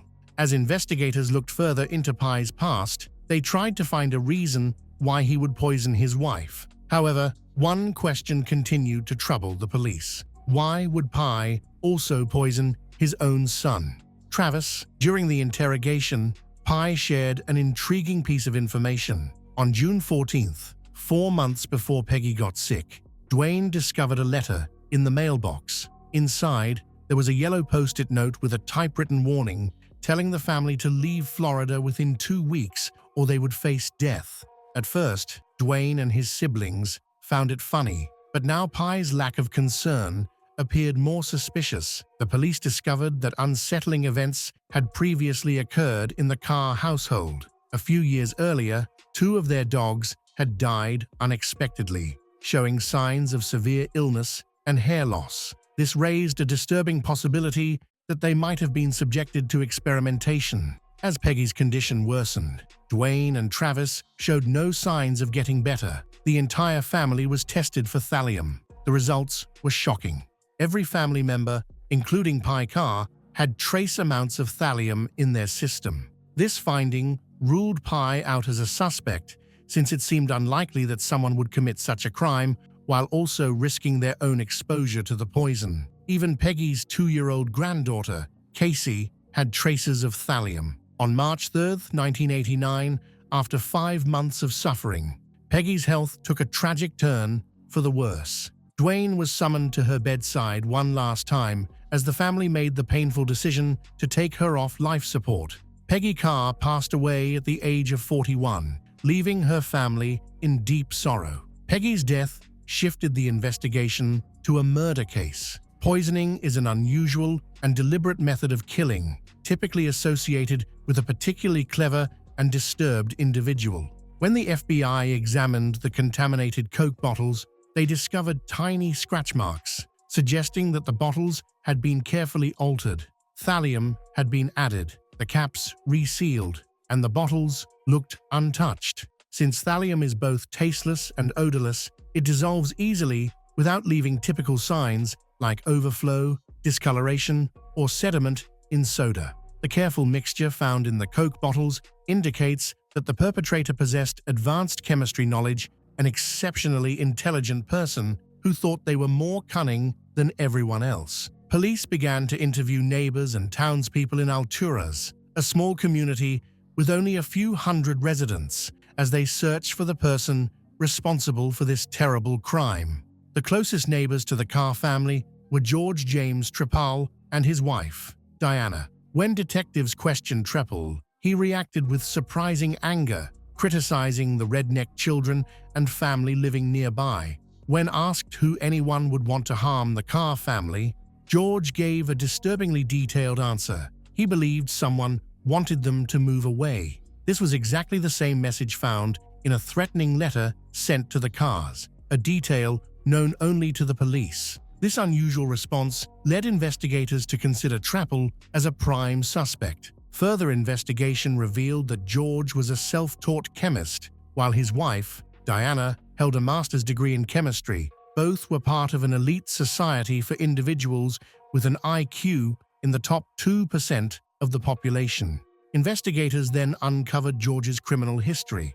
He had previously served time in prison for his role as the chemist in a large methamphetamine operation. One key ingredient used in making methamphetamine is thallium. The news that George was a person of interest surprised even Peggy's son, Dwayne, who found it hard to believe that Trepal was capable of such a terrible crime. The detectives found out that Trepal had a prior altercation with the Carr family over loud music. Just 2 days after this dispute, Peggy Carr was poisoned. Although there were connections between the two events, the police did not have sufficient evidence to arrest Trepal.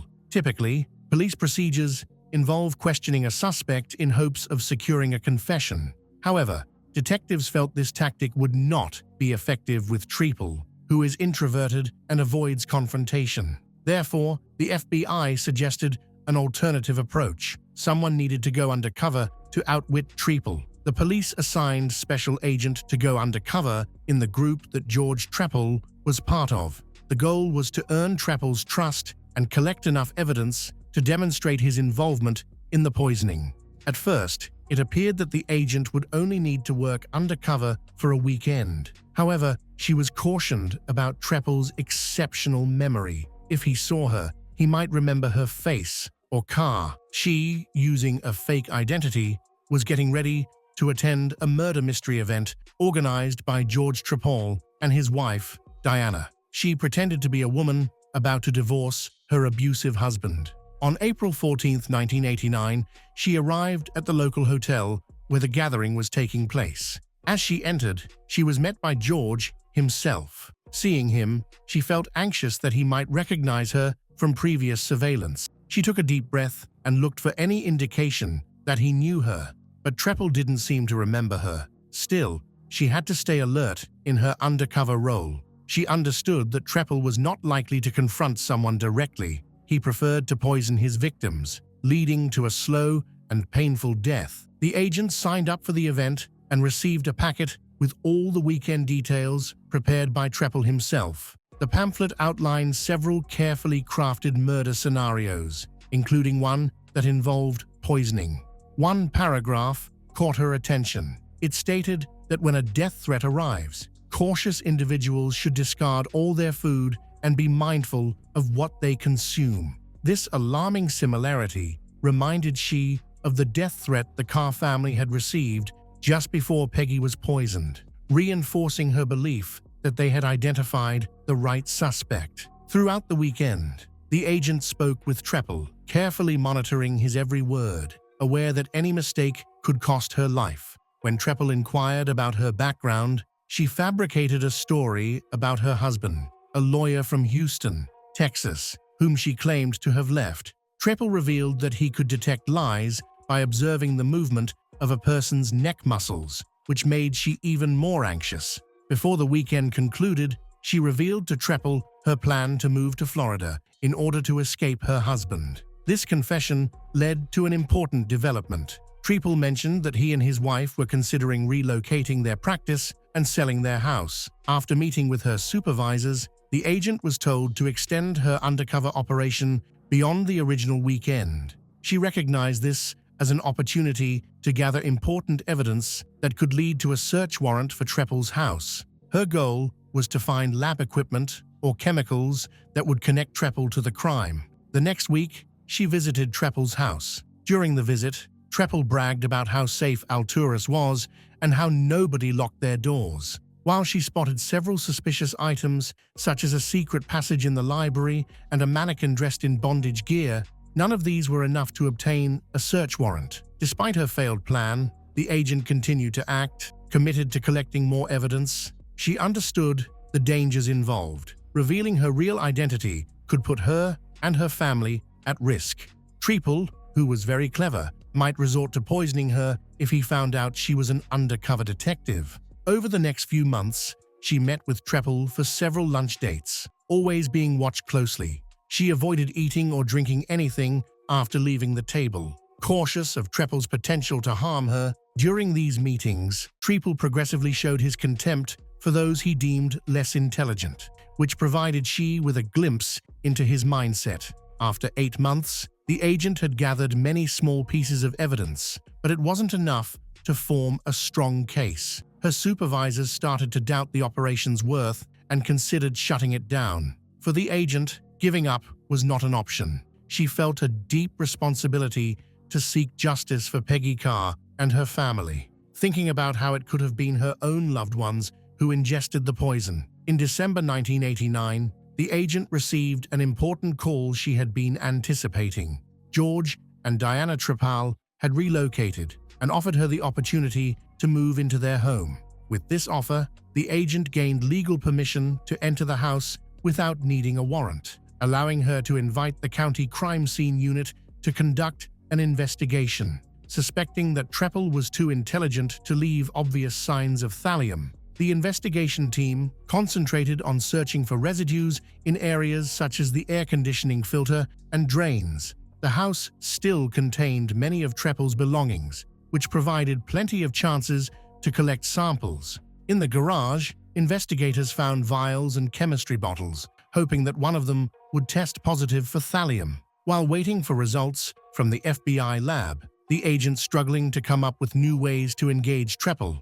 As time passed, she realized that by January 1990, with no updates from the lab, she needed to take matters into her own hands. She aimed to trick Treppel into incriminating himself, not knowing that he was preparing his own deception. The agent scheduled a meeting with Treppel at a picnic area behind a McDonald's, near where he lived. This important meeting was recorded.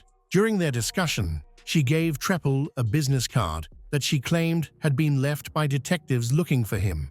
Treppel reacted noticeably. He became very anxious and visibly unsettled as he tried to stay calm. He repeatedly invited she to visit his new house, but she declined. The atmosphere was tense, leaving one to wonder what would have happened if she had accepted his invitation. After the meeting, Treppel appeared visibly shaken and deeply impacted by the news from her. This marked a critical moment in the investigation.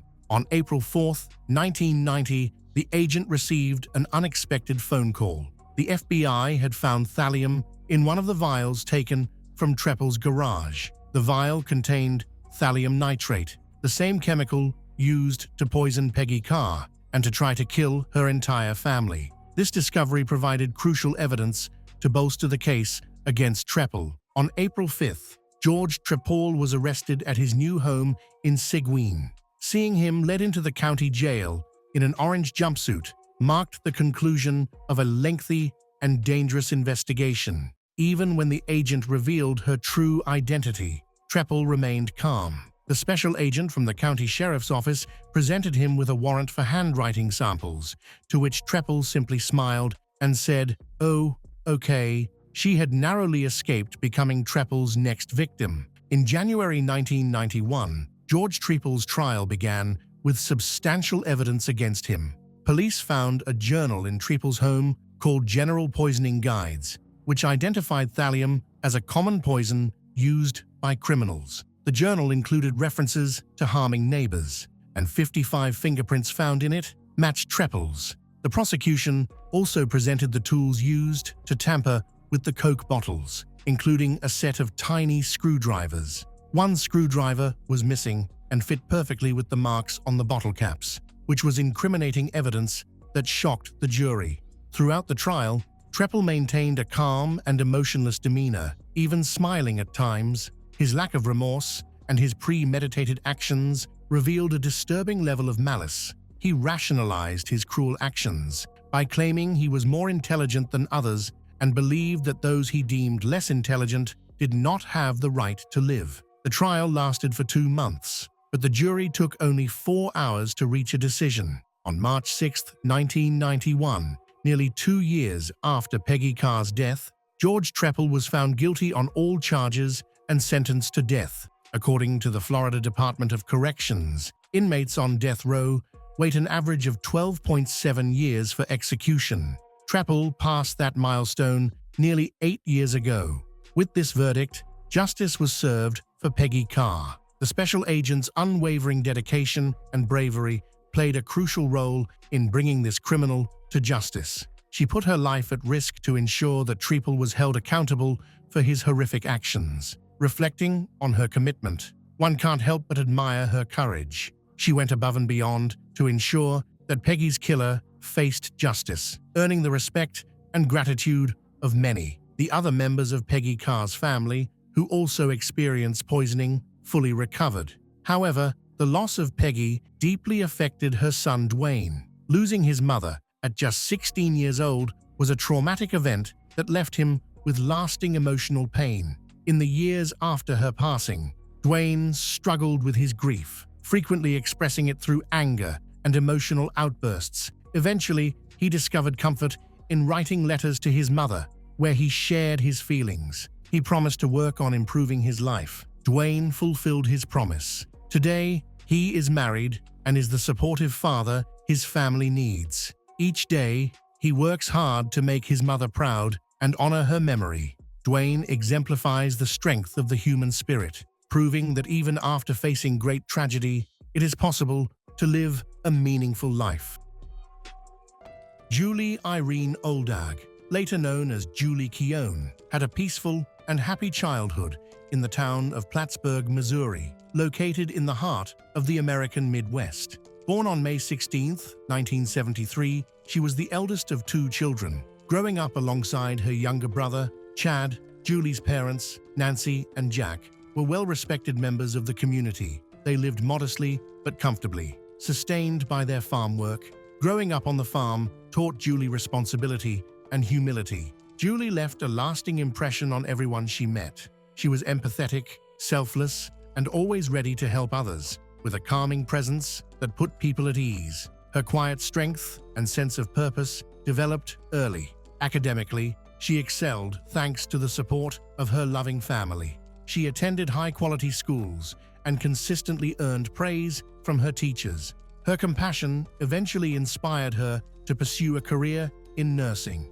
Determined to make a difference, she enrolled at William Jewell College in Liberty, Missouri. There, she not only thrived academically, but also formed close friendships. However, she sometimes felt as though something was missing. Seeing many of her friends embark on romantic relationships, Julie was eager to find someone to spend her life with. Through a mutual friend, she was set up on a blind date with fellow student James Keown. James, a year younger than Julie, had a personality that contrasted with hers. Charismatic, outgoing, and ambitious, James was well known on campus for his work at the college radio station and his aspirations for a career in broadcasting. Coming from a privileged background, James was the son of a respected lobbyist and his wife, Betty, who had high hopes for their 6 children. James stood out in his family for his bold, confident personality and ability to command attention,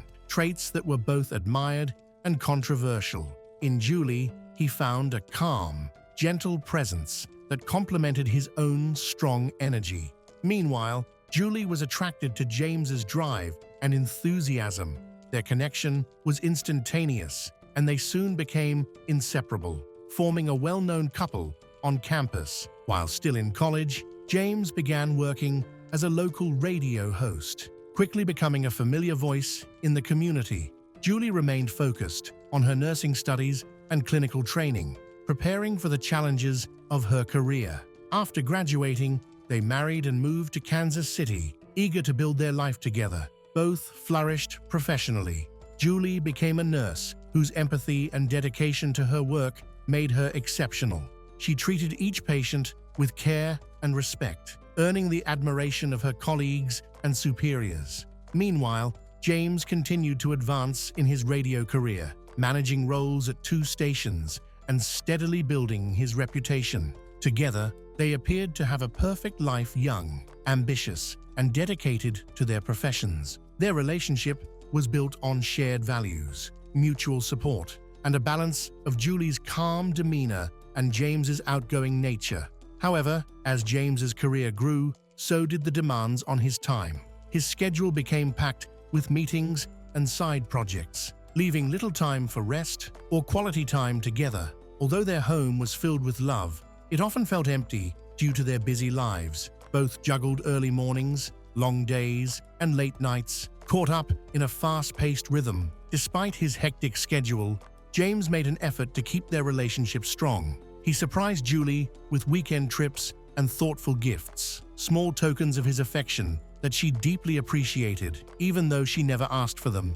Julie adored James deeply, her love for him unwavering and steadfast. Since James's career required frequent moves, they adapted by living in cities like Chicago before eventually returning to Kansas. Although these relocations were challenging, Julie supported James wholeheartedly, adjusting to each new environment with grace. James was known professionally for his creativity, adaptability, and sharp mind. With a background in marketing, his skills and innovative ideas made him an invaluable employee, which was reflected in his impressive income. His family enjoyed a comfortable and privileged lifestyle, owning a beautiful home and traveling frequently. He appreciated luxury, wearing fine watches, driving new cars, and regularly upgrading them. In contrast, Julie valued simple pleasures. Her family noticed how well she seemed to be doing and felt happy about her marriage to James, which outwardly appeared both harmonious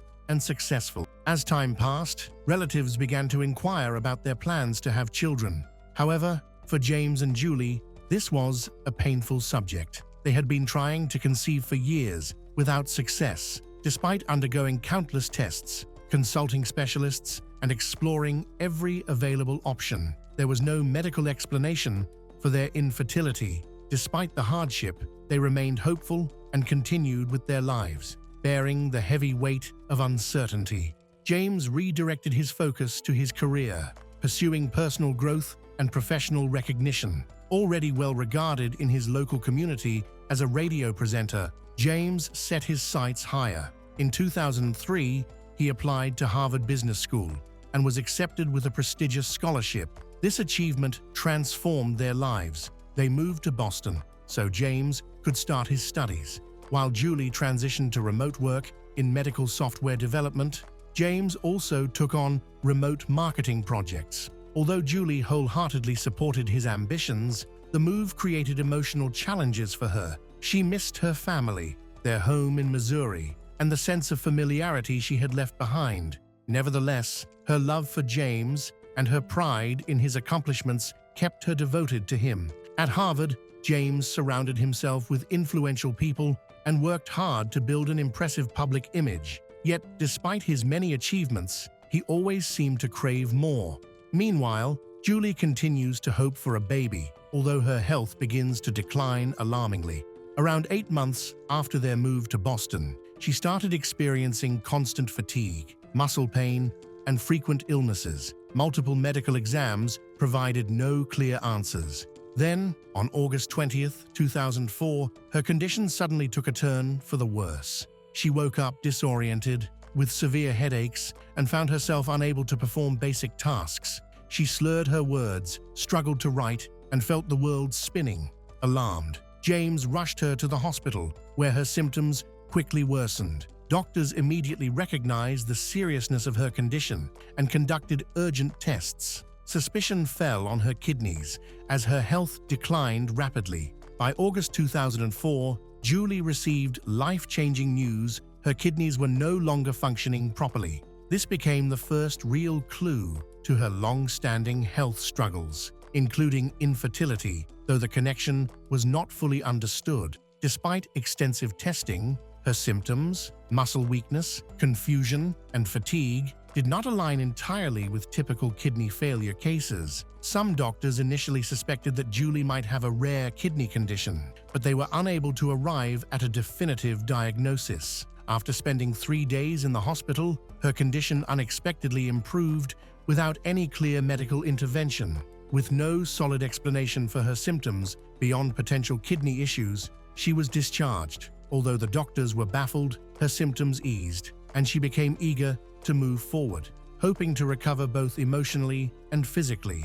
She took a short trip to Missouri to visit her family, surrounded by loved ones and the comforting familiarity of home. Julie's spirits lifted, her strength returned, and her family was relieved to see her smiling and full of energy once more. It seemed the worst was behind her. However, this relief was short-lived. Not long after returning to Boston, Julie's health declined again. Her symptoms, dizziness, fatigue, and speech difficulties resurfaced. Albeit less severe than before, her family grew increasingly concerned, speculating that her episodes might have a psychological origin, perhaps stemming from the stress of relocating, the emotional strain of infertility, or even feelings of homesickness. Even Julie's doctors entertained the possibility that stress was a contributing factor. Yet, despite these theories, the possibility of a more serious underlying condition couldn't be ruled out. Tragically, on September 4, 2004, just 2 weeks after her initial hospitalization, Julie's condition took a dramatic and alarming turn for the worse. She was admitted to the hospital again, gravely ill, barely able to speak, nearly completely paralyzed, and soon slipping into a coma. It became evident to the medical team that her kidneys were not the primary issue. Something far more destructive and mysterious was ravaging her body. Despite extensive testing, the doctors were unable to pinpoint the cause, and Julie's organs began to fail one by one. In an unexpected breakthrough, a nurse made a critical suggestion: conduct a toxicology screening. Although such a test was uncommon in cases like Julie's, the nurse's intuition proved to be pivotal. The toxicology report revealed a horrifying truth. Julie had ethylene glycol in her system, a poisonous chemical commonly found in antifreeze and engine coolant. The symptoms of ethylene glycol poisoning, kidney failure, confusion, and severe physical decline matched Julie's condition perfectly. The report confirmed she had been deliberately poisoned. As Julie lay comatose and unresponsive on September 4th, her family rushed to the hospital, devastated by her deterioration, helpless to do anything but wait. They watched her condition worsen. After 4 days in a coma, on September 8, 2004, Julie passed away at the age of 31. Despite the relentless efforts of the medical team, the diagnosis had come too late. Her body had suffered too much damage to recover. Her sudden death left her family and friends in shock. Only days earlier, she had been laughing and talking with her loved ones. Now, she was gone. The toxicology findings immediately raised suspicions of foul play.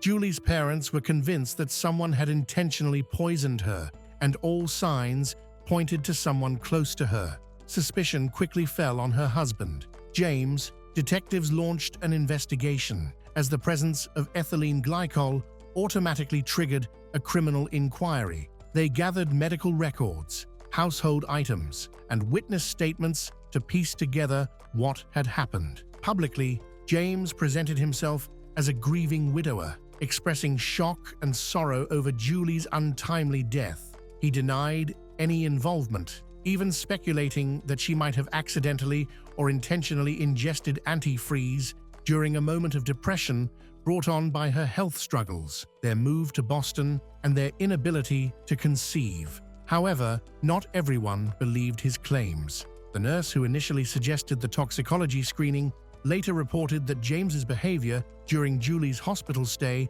had been unsettling. He often dominated conversations with doctors, frequently answering questions on Julie's behalf and giving the impression that he was controlling her care. Some people argued James's actions were likely a result of Julie's illness. Perhaps he was simply trying to advocate for her when she couldn't speak for herself. However, others found his behavior suspicious. At one point, James even suggested a peculiar theory, claiming that Julie might have mistakenly consumed antifreeze, believing it to be a different liquid. Investigators became more suspicious upon learning that Julie had a $250,000 life insurance policy. At first glance, this might not seem like a strong motive for her husband, James, who seemed to live a comfortable life. However, doubts began to arise. Was James as wealthy as he appeared, or was his wealth just an illusion? Shortly after Julie's death, a new clue came to light. The landlord of James and Julie's Boston apartment contacted the authorities after James suddenly disappeared, leaving the apartment and abandoning personal belongings such as Julie's wedding dress, their wedding rings, and photos from their wedding, items a grieving husband would typically treasure. It was soon revealed that James had returned to Missouri, where he began a new job as a talk show host at a local radio station, seemingly eager to start afresh. Investigators uncovered troubling details about James's life in Boston. He hadn't paid rent for months, his luxury car had been repossessed, and, shockingly, he had forged a letter claiming he had been accepted into Harvard Business School, a lie he used to justify working remotely for a marketing company. This company had hired him for a high-paying project to design a website, but he failed to deliver results and appeared to lack the necessary skills for the job. Instead, he embezzled funds allocated for the project. His resume was filled with fabricated job experiences, including positions at companies where he had never worked. Even Julie, his wife, was unaware of the full extent of his deceit. Despite pretending to go to work, buying new furniture, and maintaining a luxurious lifestyle, James's financial troubles deepened. He had no stable income. His utilities were about to be cut off, and he was drowning in debt. At some point, Julie's life insurance policy became a potential solution to James's mounting financial problems. Back in Missouri, James shared inconsistent stories about Julie's death with his new acquaintances. Some say she died of a mysterious illness. Others say she harmed herself. When asked what he planned to do with the insurance money, he casually remarked that he would buy a BMW. He also mentioned dating someone new and wanting to start a family. As suspicion grew, investigators turned their attention to James. Although his behavior raised numerous red flags, the evidence against him remained circumstantial. Friends recalled James confidently boasting that he couldn't be convicted because there was no direct proof. Oddly, however, he never explicitly denied involvement in Julie's death. Investigators conducted thorough searches of his Boston apartment, his family's property, and his home in Missouri, but nothing incriminating was found until they examined his computer. Despite his attempts to wipe his hard drive clean, forensic experts recovered disturbing internet searches, such as how to get rid of someone and antifreeze poisoning. These searches aligned with Julie's toxicology results. Investigators also discovered that James had encouraged Julie to drink Gatorade weeks before her death, claiming it was good for her health. Toxicology tests would later reveal that she had been poisoned with ethylene glycol, the main ingredient in antifreeze, over an extended period, explaining the mysterious illness she suffered before her death. Based on this evidence, prosecutors began building their case. In 2005, James was arrested, and his trial began in 2008. Although much of the evidence was circumstantial, it painted a consistent and damning picture of James his financial ruin, fraudulent lifestyle, and the timing of Julie's poisoning all pointed to him. Many who had once admired James were shocked to learn the extent of his lies, though some described him as a loving husband and found it difficult to believe he could commit such a calculated crime. The defense argued that Julie may have deliberately or accidentally ingested the antifreeze herself, citing her emotional struggles with poor health and infertility. They also questioned the reliability of the toxicology reports, suggesting there was no concrete evidence that James had administered the poison. Despite their efforts to cast doubt the search history, James's encouragement for Julie to drink Gatorade, the life insurance motive, and his pattern of deceit proved overwhelming for the jury. Although no physical container of antifreeze was found, the evidence revealed Julie had been gradually poisoned. In her final weeks, she had confided in friends that James had been attentive and had repeatedly urged her to drink Gatorade, despite her dislike of it. What is most suspicious is that after Julie passed away, James rushed to claim the insurance money and quickly moved on with his life, making his behavior even more suspicious. In 2008, James Keown was convicted of first-degree murder and sentenced to life in prison without the possibility of parole.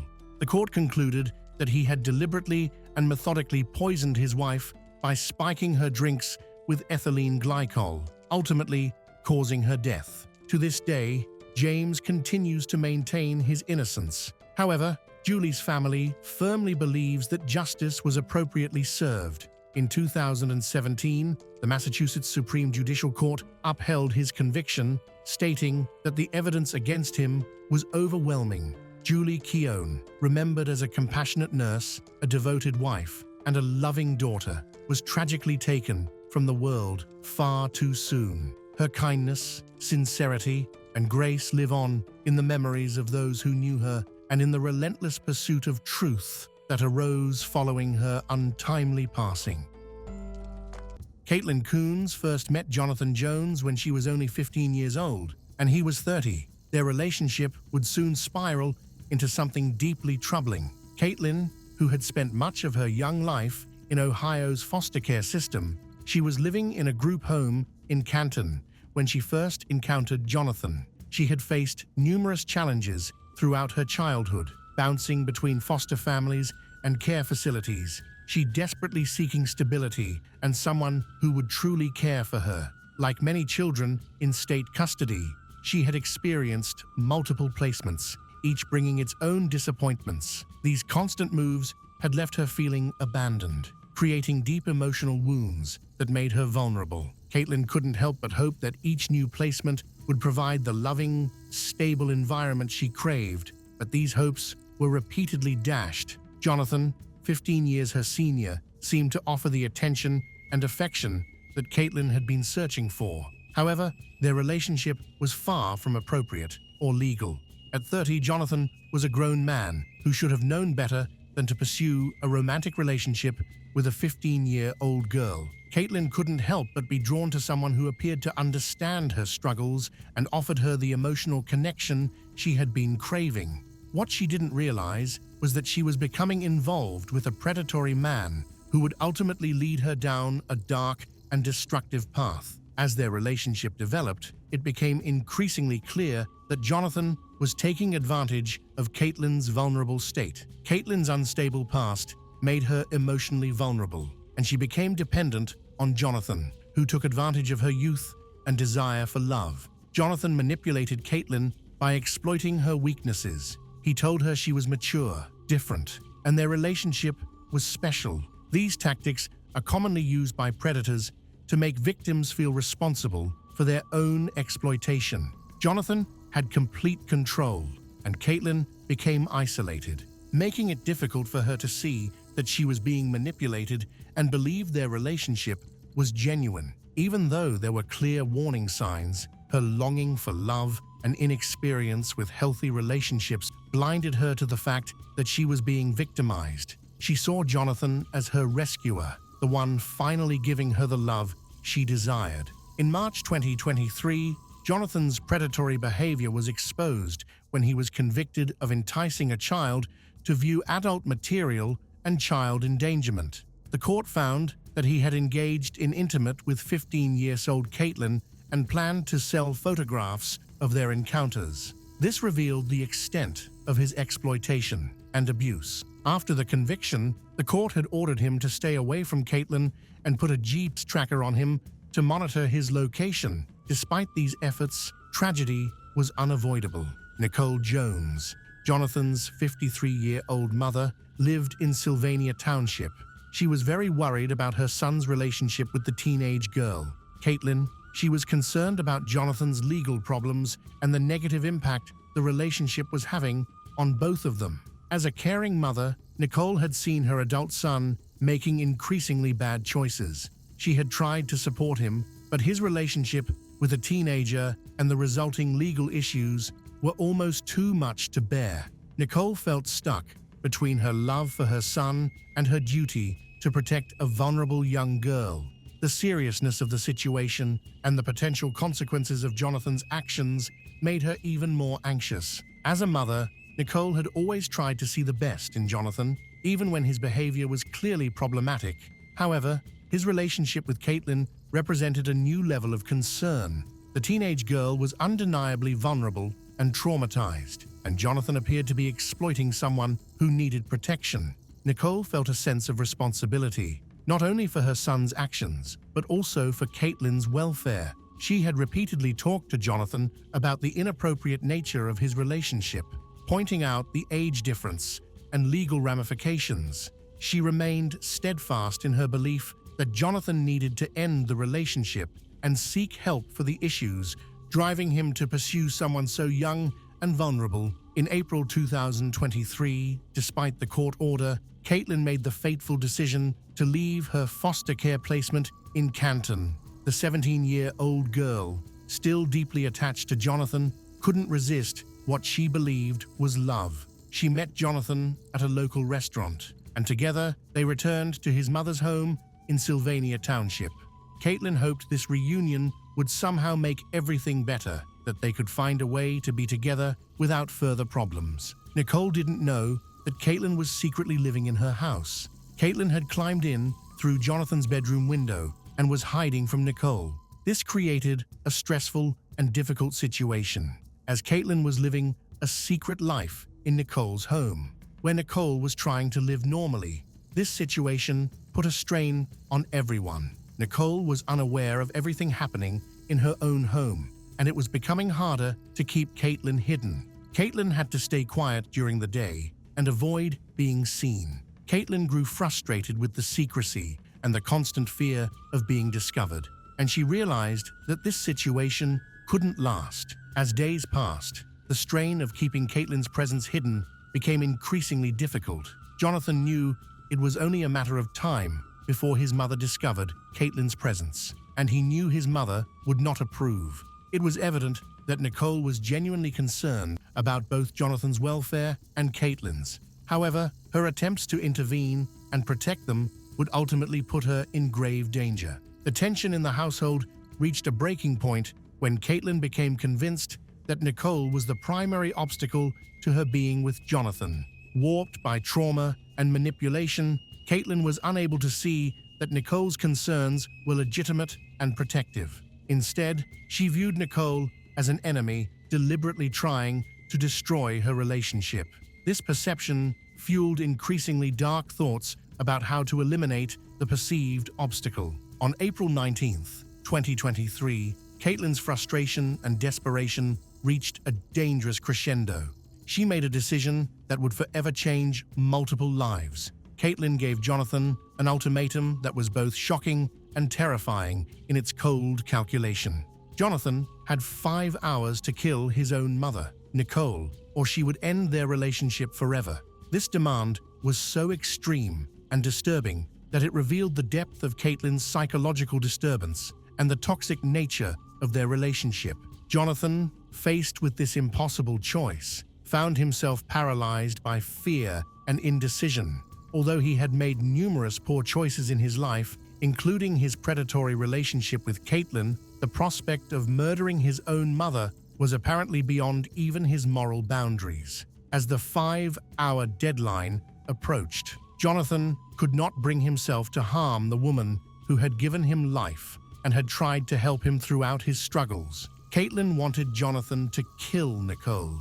When he refused, she gave him an extra hour, hoping he would change his mind.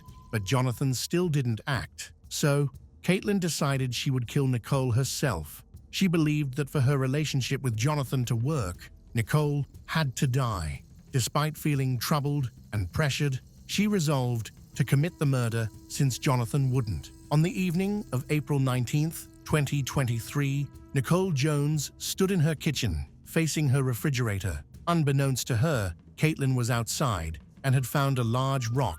Caitlin brought the rock inside, intending to use it as a weapon. Nicole continued her usual evening routine, completely unaware that Caitlin was about to end her life in a shocking and violent way. Her kitchen, normally a place of comfort, was about to become the scene of a brutal crime. As Nicole stood with her back turned, focused on whatever she was retrieving from the refrigerator, Caitlin approached from behind with the rock in her hands. In a moment of pure evil and violence, Caitlin began bludgeoning Nicole over the head with the rock, striking her multiple times with brutal force. The attack was swift and merciless, giving Nicole no opportunity to defend herself or even understand what was happening. As if the bludgeoning wasn't enough to ensure Nicole's death, Caitlin then strangled her, making certain that she would never again interfere in her relationship with Jonathan. Jonathan was in the living room when his girlfriend, Caitlin, murdered his mother in the kitchen. Instead of calling for help or trying to save her, Jonathan chose to help Caitlin hide the crime. This decision made him an accomplice in a shocking murder case. They worked together to dispose of Nicole's body. They drove to 2 local stores, purchasing a tarp and garbage bags to wrap Nicole's lifeless body. They returned to the house and wrapped Nicole's body in the materials they had purchased. After wrapping the body, Jonathan and Caitlin loaded Nicole into the trunk. In perhaps one of the most disturbing details of this case, prosecutors later revealed that Jonathan and Caitlin actually went out to dinner while Nicole's body remained in the trunk. Following their dinner, they drove to a nearby apartment complex and disposed of Nicole's body in a dumpster, treating her as mere garbage to be discarded. The dumpster was collected the following day as part of the normal garbage pickup, and Nicole's body was taken to a landfill. Even though law enforcement searched thoroughly, Nicole's body was never found. This prevents her family from having the closure they would get from a proper burial. With Nicole's body disposed of, Jonathan and Caitlin decided to flee the area to avoid prosecution. They took Nicole's 2021 Buick Encore and began driving west, eventually crossing the border into Mexico. Along with the car, they also took Nicole's social security card, identification, credit cards, and health insurance card, essentially stealing her identity along with her life. However, their escape was short-lived. Caitlin, perhaps overwhelmed by the magnitude of her actions, made a critical error that would lead to their capture. While on the run, she contacted one of her caregivers and confessed to the murder, admitting that she had killed Jonathan's mother. This confession prompted the caregiver to immediately contact law enforcement, who began working with U.S. Marshals to track down Jonathan and Caitlin. The search for Jonathan and Caitlin became an international manhunt, with law enforcement agencies on both sides of the border cooperating to locate them. Fortunately for investigators, Jonathan was still wearing the Jeep's tracking device, mandated as part of his earlier conviction. This device allowed authorities to track their movements and ultimately locate them in the municipality of Ahumada, in the state of Chihuahua, Mexico, on May 8, 2023, approximately 3 weeks after Nicole's murder. U.S. Marshals and Mexican authorities successfully apprehended both Jonathan and Caitlin. They were found in possession of Nicole's vehicle and personal documents, providing further evidence of their guilt. Jonathan and Caitlin was extradited back to the United States to face charges for their roles in Nicole's brutal murder. Before, back in Ohio, law enforcement had been conducting a thorough investigation into Nicole's disappearance and presumed death. The investigation had begun on May 5, 2023, when Canton police contacted Sylvania Township Police requesting a welfare check on Nicole Jones. When officers arrived at her condominium, they were unable to locate her despite conducting a thorough search of the premises. As the investigation unfolded, the true horror of what had transpired became clear. Detective Jake Albright of the Sylvania Township Police Department interviewed Caitlin extensively after her arrest, and she provided detailed confessions about how she had murdered Nicole. The case against both Caitlin and Jonathan was overwhelming. In addition to Caitlin's confessions, investigators had Jeep's tracking data from Jonathan's ankle monitor that corroborated the timeline of events and their movements after the murder.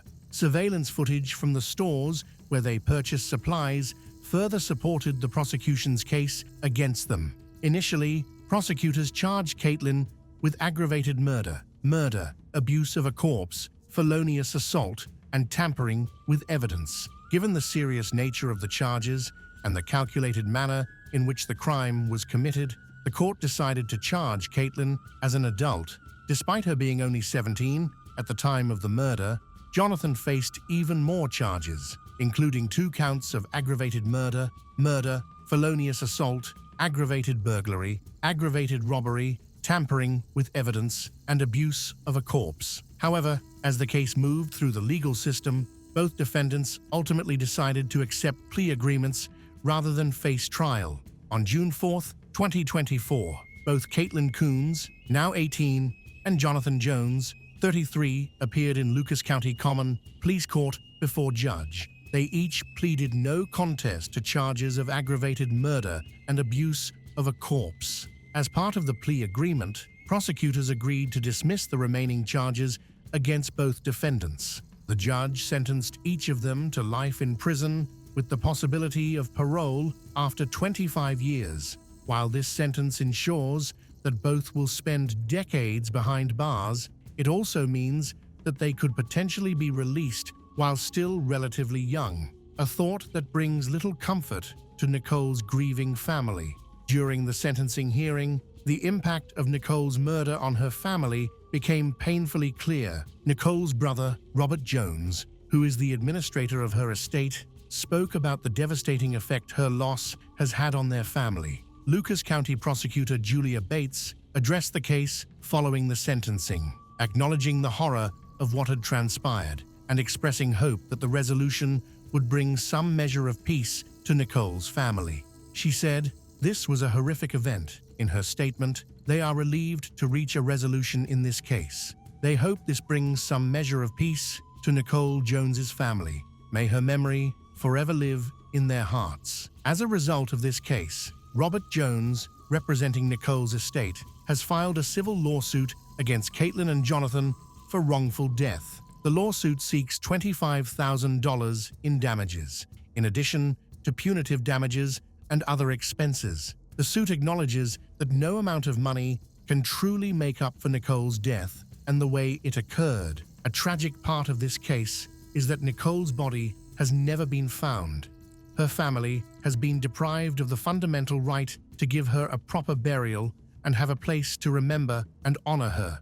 Not knowing where Nicole's remains are located intensifies their suffering. This case serves as a stark reminder of the devastating consequences that can result from predatory relationships and the exploitation of vulnerable individuals. Caitlin, who began as a victim of Jonathan's inappropriate pursuit when she was just 15, ultimately became a perpetrator of one of the most brutal murders imaginable. While this transformation does not excuse her actions, it highlights the complex dynamics that can develop when adults prey upon children who are already struggling with trauma and instability. The residents of Sylvania Township, especially those in Nicole's condominium complex, were deeply disturbed by the terrible crime. Many residents are elderly and had moved there because they thought it was a safe and peaceful place to live. The shocking murder of their neighbor by her son and his teenage girlfriend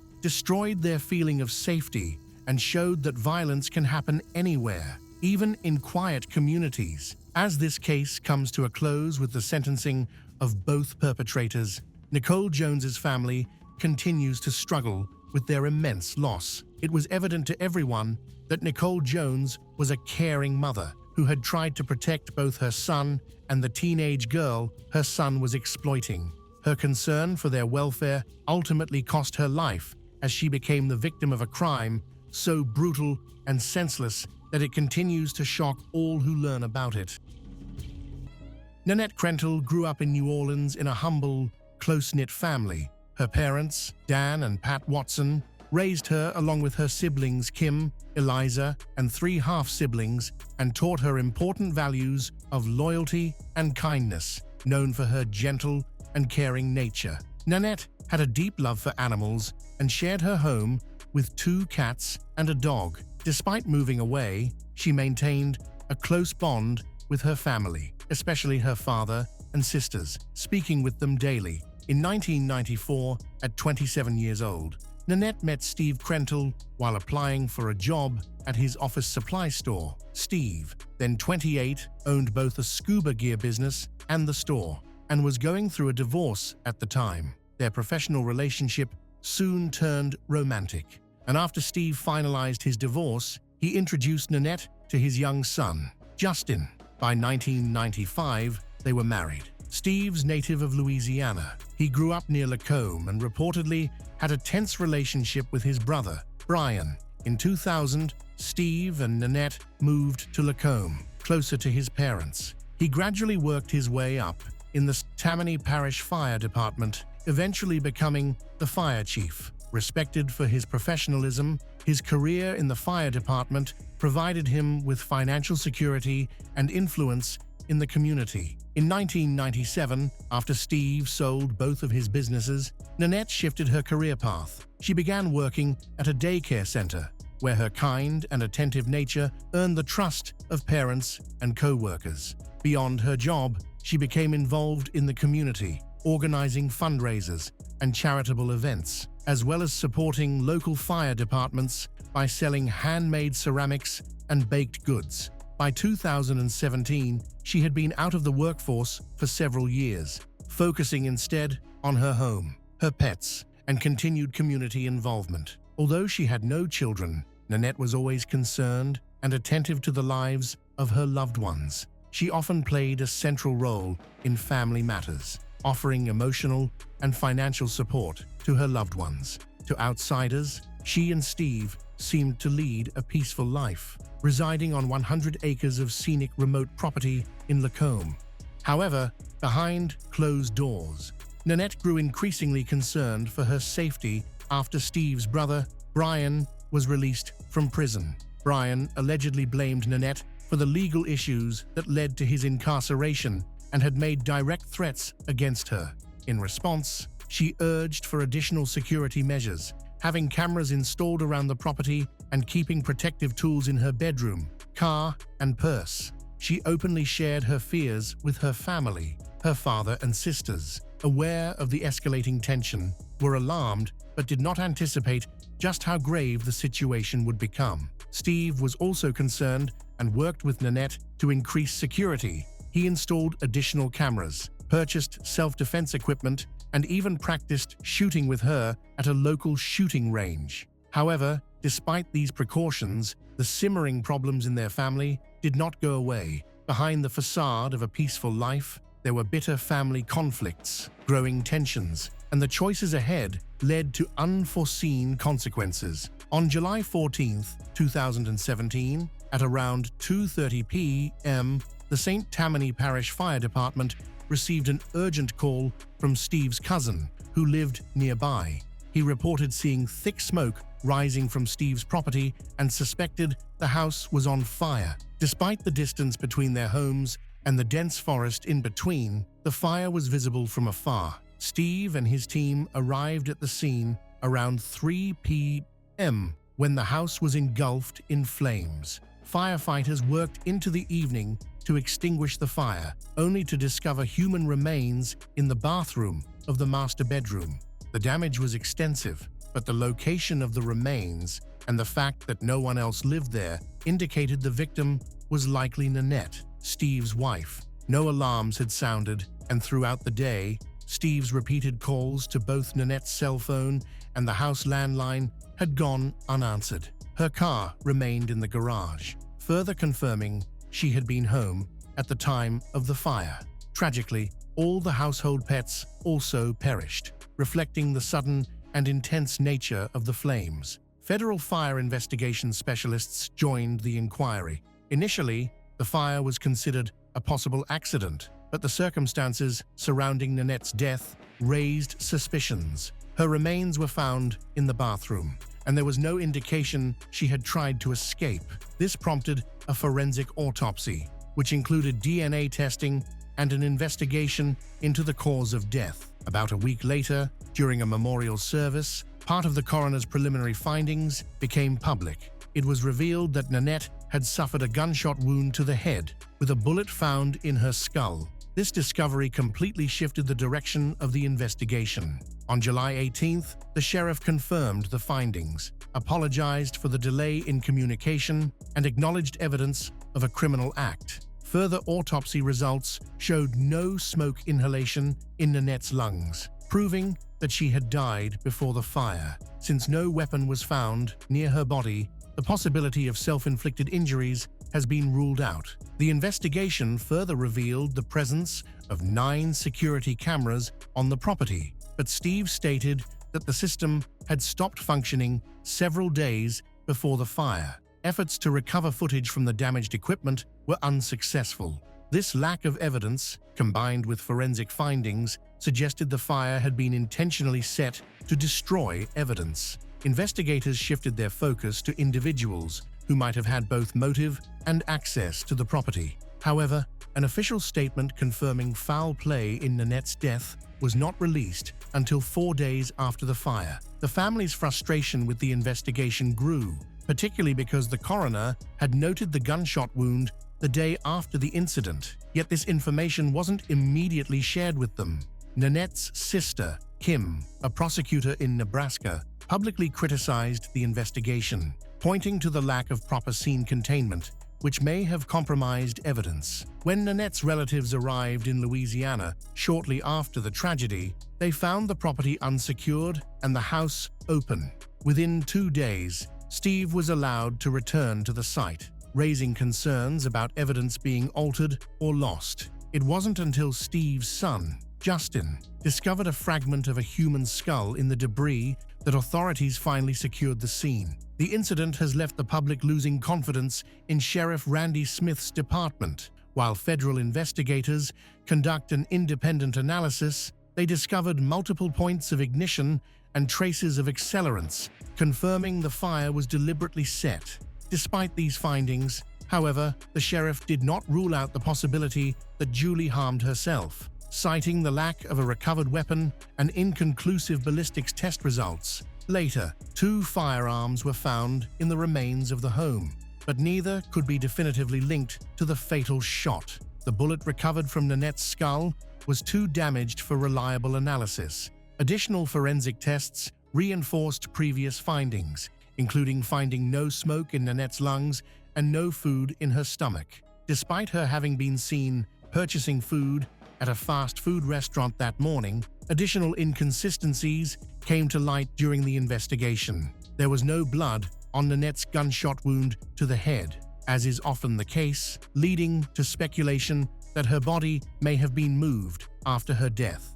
An independent expert suggested that whoever moved her was likely familiar with the layout of the house. The sheriff, however, publicly disputed the forensic expert's conclusions. This discrepancy with the findings of federal agents further undermined public confidence in the investigation. Nanette's family began openly questioning the integrity of local authorities and raised concerns about potential conflicts of interest. As discrepancies mounted, the sheriff was eventually compelled to issue a public statement, acknowledging that Nanette's death resulted from a violent act. Despite this admission, the investigation failed to identify the person responsible. The case shifted towards exploring possible motives and suspects with access to the property. Nanette's husband, Steve, was naturally a key subject of interest due to his unrestricted access to the house. He willingly cooperated, volunteered for a polygraph test, and passed, However, since polygraph results are not entirely reliable, investigators didn't eliminate him as a suspect. Steve's alibi was backed by fire department security footage confirming he was at work on the day of the incident, starting at 8 a.m., and didn't leave at any point, including during lunch. This was corroborated by surveillance footage and his co-workers' testimonies. However, it was noted that Steve, working on a Friday, was unusual, as he usually took that day off. Investigators also analyzed Nanette's movements on the morning of July 14th. Traffic cameras spotted her driving between her home and a nearby fast food restaurant, where her bank card was used to buy food. Her car was later seen near her house. About an hour later, a phone call was made from Nanette's phone to an unfamiliar number. The person on the other end claimed not to know her, and the reason for the call remains unexplained. Investigators explored potential personal conflicts and discovered that Steve had been in an extramarital relationship with a colleague. Nanette was aware of the affair and had told others she was considering divorce, which under state law would involve dividing their shared assets, an arrangement that could have been financially disadvantageous for Steve. When questioned, Steve admitted to the affair but claimed the couple had reconciled and planned to stay together. Close family members were also questioned. Steve's son, Justin, had reportedly experienced tension with his stepmother, Julie. In the past, family acquaintances described him as having unusual interests, including a fascination with firearms. However, Justin provided documentation proving he was out of state for work on the day of the incident, which was verified, ruling him out as a suspect. Investigators also looked into Steve's brother, Brian, who had a criminal record and a history of family conflicts. Over the years, Nanette had voiced concerns about his behavior. Shortly after his release from prison, she sent her sister a message describing a specific threat from him, in which he allegedly displayed aggressiveness and hinted at setting the house on fire. These claims were corroborated through their text exchanges. Surveillance footage from their parents' home showed Brian did not leave the premises on the day of Nanette's death. However, a wearable tracking device issued to him malfunctioned and failed to record any location data that day, with the cause of this failure unexplained. Another puzzling incident occurred a month before Nanette's death. A security camera recorded an unidentified man near the entrance gate of the property. He left behind a cigarette butt and a knife. Nanette informed her father about the incident, but the man's identity remained unclear and no investigation was conducted to find out more. After investigating multiple leads, the case remained unsolved. Every suspect either had a confirmed alibi or there wasn't enough evidence to make a formal accusation, leaving the investigation at a dead end. 2 months after Nanette's death, the sheriff made another public announcement. He declared that Steve was no longer a person of interest in the case, explaining that Steve's alibi had been verified. There was no clear motive, and the evidence was deemed insufficient to move forward. However, Nanette's family felt this announcement was premature, as not all digital records had been reviewed. Several witnesses had yet to be re-interviewed, and a detailed timeline of her phone activity leading up to her death was still incomplete. It appeared the investigation was entering a state of stagnation. When Nanette's family requested access to the case documents, their attempts were met with vague responses. Louisiana state law restricts access to investigative materials to the closest next of kin, which in this case was Steve, not Nanette's parents or sisters. Steve did not share these documents with the rest of the family. In search of answers, Nanette's relatives turned to private attorneys and independent forensic experts. One expert, after examining the available evidence, identified signs of deliberate investigative mismanagement, noting that critical protocols for handling cases involving violent deaths and burnt evidence had been disregarded. The conclusions and methodologies of the private experts sharply contrasted with those of the local authorities. Efforts to transfer the case to a different jurisdiction proved unsuccessful. Appeals to the district attorney's office were dismissed, with officials citing a lack of legal justification to relocate the investigation. Frustrated by the lack of progress, Nanette's family turned to social media, launching a page to provide updates and highlight inconsistencies in the investigation, in the hope of pressuring authorities into action. However, the sheriff's actions became a significant obstacle to achieving transparency. His public statements, dismissal of expert findings, and personal connections to individuals potentially linked to the case raised concerns about his impartiality and deepened public mistrust. Despite multiple individuals with potential motives, the investigation failed to reach a definite conclusion. Detectives worked on verifying alibis, analyzing technical records, and identifying gaps in the official narrative. But these efforts often revealed inconsistencies that undermined the credibility of the evidence. A key issue was the absence of location data from the Jeep's-enabled ankle monitor worn by Brian. On July 14th, the day of the incident, the monitor registered no location data, an unexplained blackout. Authorities were unable to determine whether the failure was a technical error or whether the monitor had been intentionally disabled.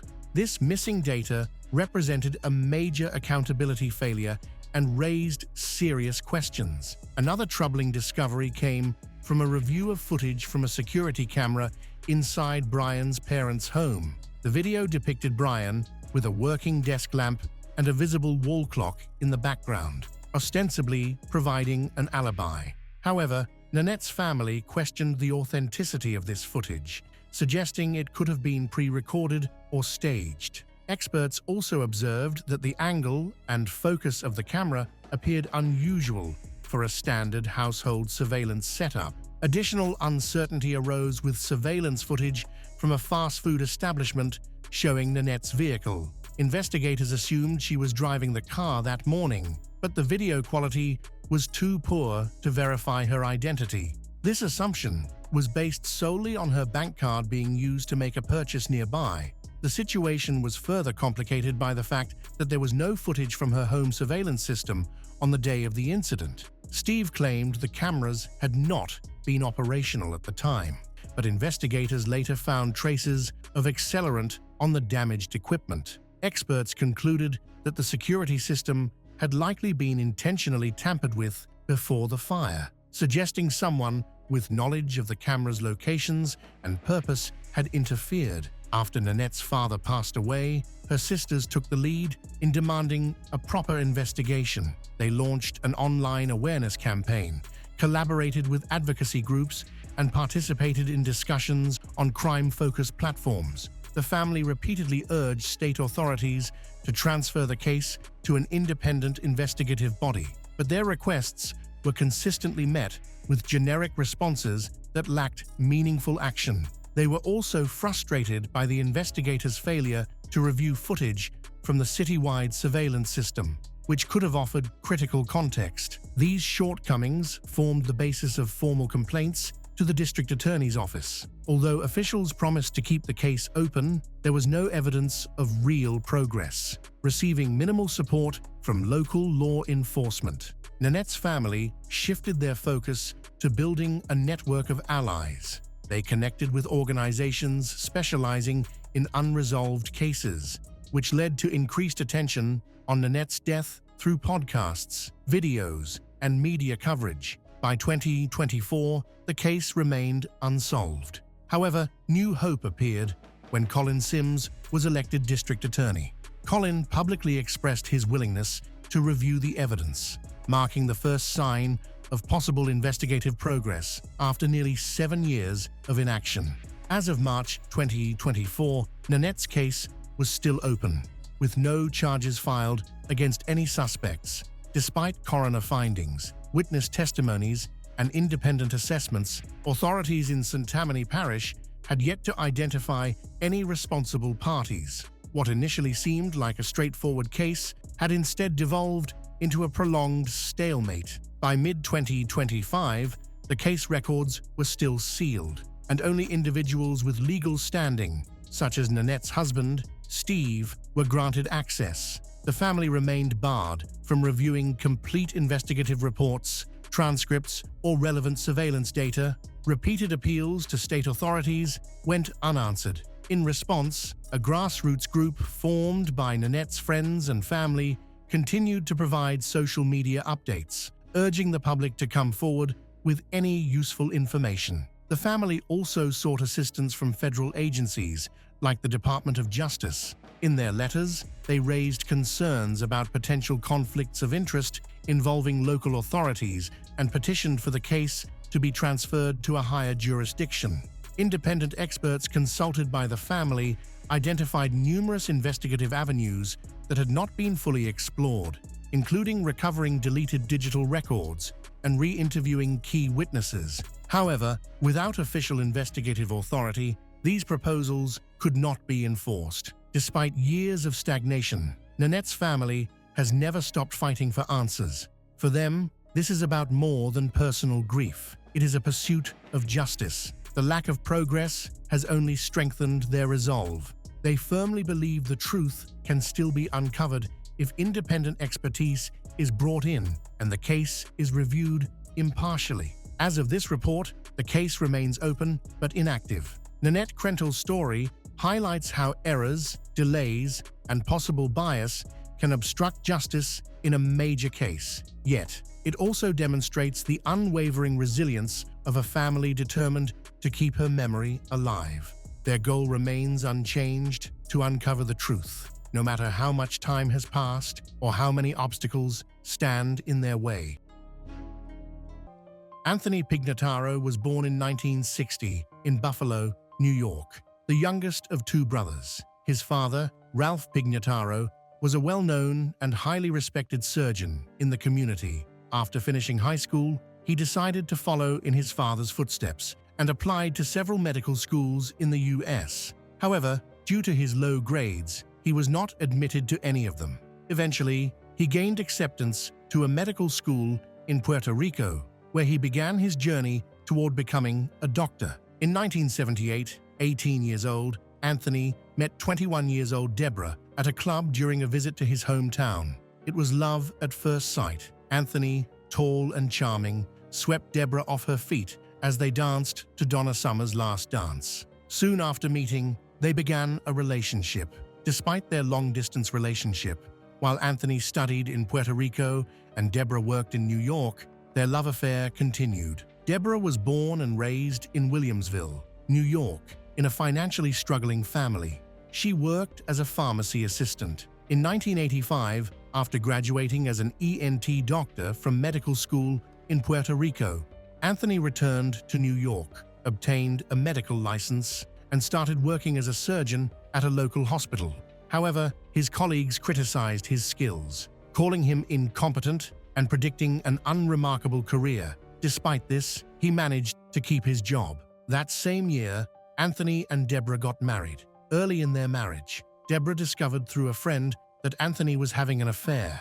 When she confided in her father, he advised her to forgive Anthony, but only once. Deborah decided to give him another chance. Not long after, they welcomed a son, and a year later, a daughter. They moved into a large home in suburban Buffalo, where Anthony started his own surgical practice. He rented office space in a private clinic and began seeing patients. By 1990, 30 years old, Anthony gained attention for inventing a wig prosthesis that was attached to the scalp using metal pins implanted in the skull. He became his own first client, as he had begun losing his hair at the age of 23.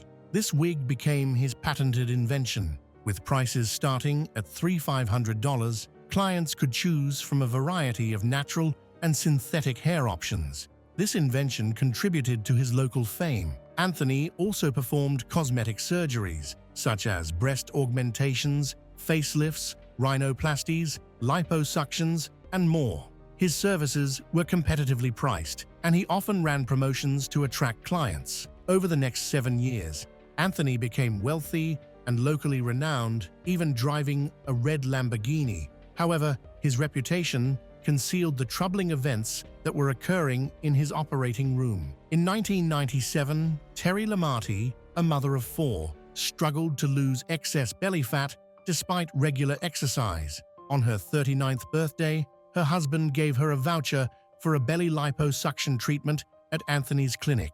Excited, she scheduled a consultation with Anthony. During their meeting, she was impressed by his charisma and reassurances, which put her at ease. Anthony assured her that the procedure would go smoothly. Terry began preparing for the operation, undergoing necessary medical tests, consulting specialists, and completing the required paperwork. The surgery was scheduled for June 1997. On the day of her scheduled procedure, at 8:30 a.m., Terry's husband drove her to the clinic. Upon arrival, she went to see Anthony to be examined and given medication to prepare for the surgery. He then wheeled her into the clinic's basement, referred to as the surgical center. To Terry's shock, the room looked nothing like a sterile operating theater. It was just an ordinary basement furnished with a couch, a table, and chairs. She didn't see any proper surgical equipment. Feeling uneasy, she tried to express her desire to cancel the operation, but she was already under the effects of the medication. Her speech slurred, and she lost control of her body. Before passing out, she helplessly screamed. Terry regained consciousness at 5 p.m., fully clothed and sitting on a small sofa in the clinic's first-floor waiting room. Her husband arrived shortly after and took her home. Once home, Terry noticed blood running down her legs. Panicked, she examined herself and found a roughly 10 centimeter long and 2 centimeter deep surgical incision on her stomach, poorly closed with about 20 metal staples. Alarmed, she and her husband immediately called Anthony over the phone. He dismissed their concerns, claiming the blood was excess surgical fluid and telling them not to worry. He assured them the wound was minor and advised Terry to rest and visit him the next morning. That night, Terry's pain became unbearable, worsening by the hour. She also experienced severe nausea and vomiting. By morning, she couldn't endure it anymore and called for an ambulance. At the hospital, doctors discovered that Anthony's stitches were blocking blood flow to her abdomen, causing some tissue to necrotize. On top of that, her intestines had been damaged during the procedure, leading to an infection in the wound.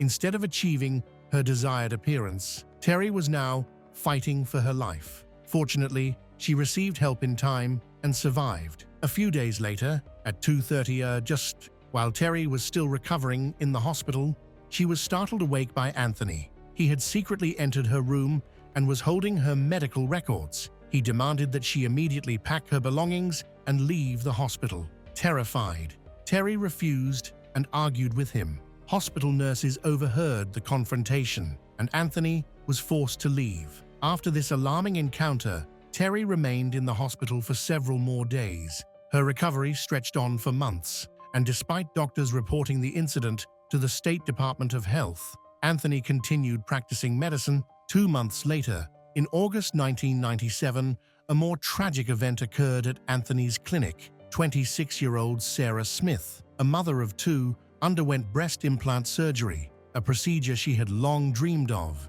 During the operation, Sarah suffered cardiac arrest. Anthony called an ambulance, but when paramedics arrived, they found him trying to clear Sarah's airway using a wire hanger. The clinic lacked even basic life-saving medical equipment, like a ventilation device. Paramedics resuscitated Sarah on site and transported her to the hospital, but she had already fallen into a coma. After a week in intensive care, Sarah passed away on September 1, 1997. News of Sarah's death quickly spread, sparking a media frenzy. Anthony admitted that Sarah had stopped breathing during the surgery. He said he performed cardiopulmonary resuscitation and injected her with lidocaine, but it was ineffective. Ultimately, he instructed his assistants to call for an ambulance. An investigation by the Herald Police Department revealed that Sarah's death was caused by asphyxia due to severely low oxygen levels, which led to cardiac arrest. A toxicology report further showed that Anthony had administered a dangerously high dose of 2 muscle-relaxing drugs during the procedure, leaving Sarah unable to breathe on her own. After Sarah's death, the New York State Department of Health suspended Anthony Pignataro's medical license. Shortly thereafter, the Erie County District Attorney's Office in New York launched an investigation. Anthony, who had an inflated self-image, had opened his own plastic surgery clinic but failed to hire an anesthesiologist or adequately trained staff. Instead, his wife, Deborah, assisted him despite having only 6 months of medical training. Additionally, a young female medical student interned at the clinic. During Sarah's procedure, both Deborah and the intern reported that Sarah woke up mid-surgery, screaming. In response, Anthony administered additional drugs, causing Sarah to lose consciousness once again. Deborah noticed that Sarah's oxygen levels had dropped to a dangerously low level and alerted Anthony, but he ignored her and continued the operation. Shortly after, Sarah's lips turned blue. She stopped breathing, and her heart eventually stopped. Investigators interviewed Anthony's colleagues and patients, uncovering a reputation for gross incompetence and recklessness. Many of his patients had suffered complications following surgeries. For instance, 78 years old, Sophie Butring underwent a tummy tuck performed by Anthony. She became ill after the procedure, but was hesitant to seek medical attention.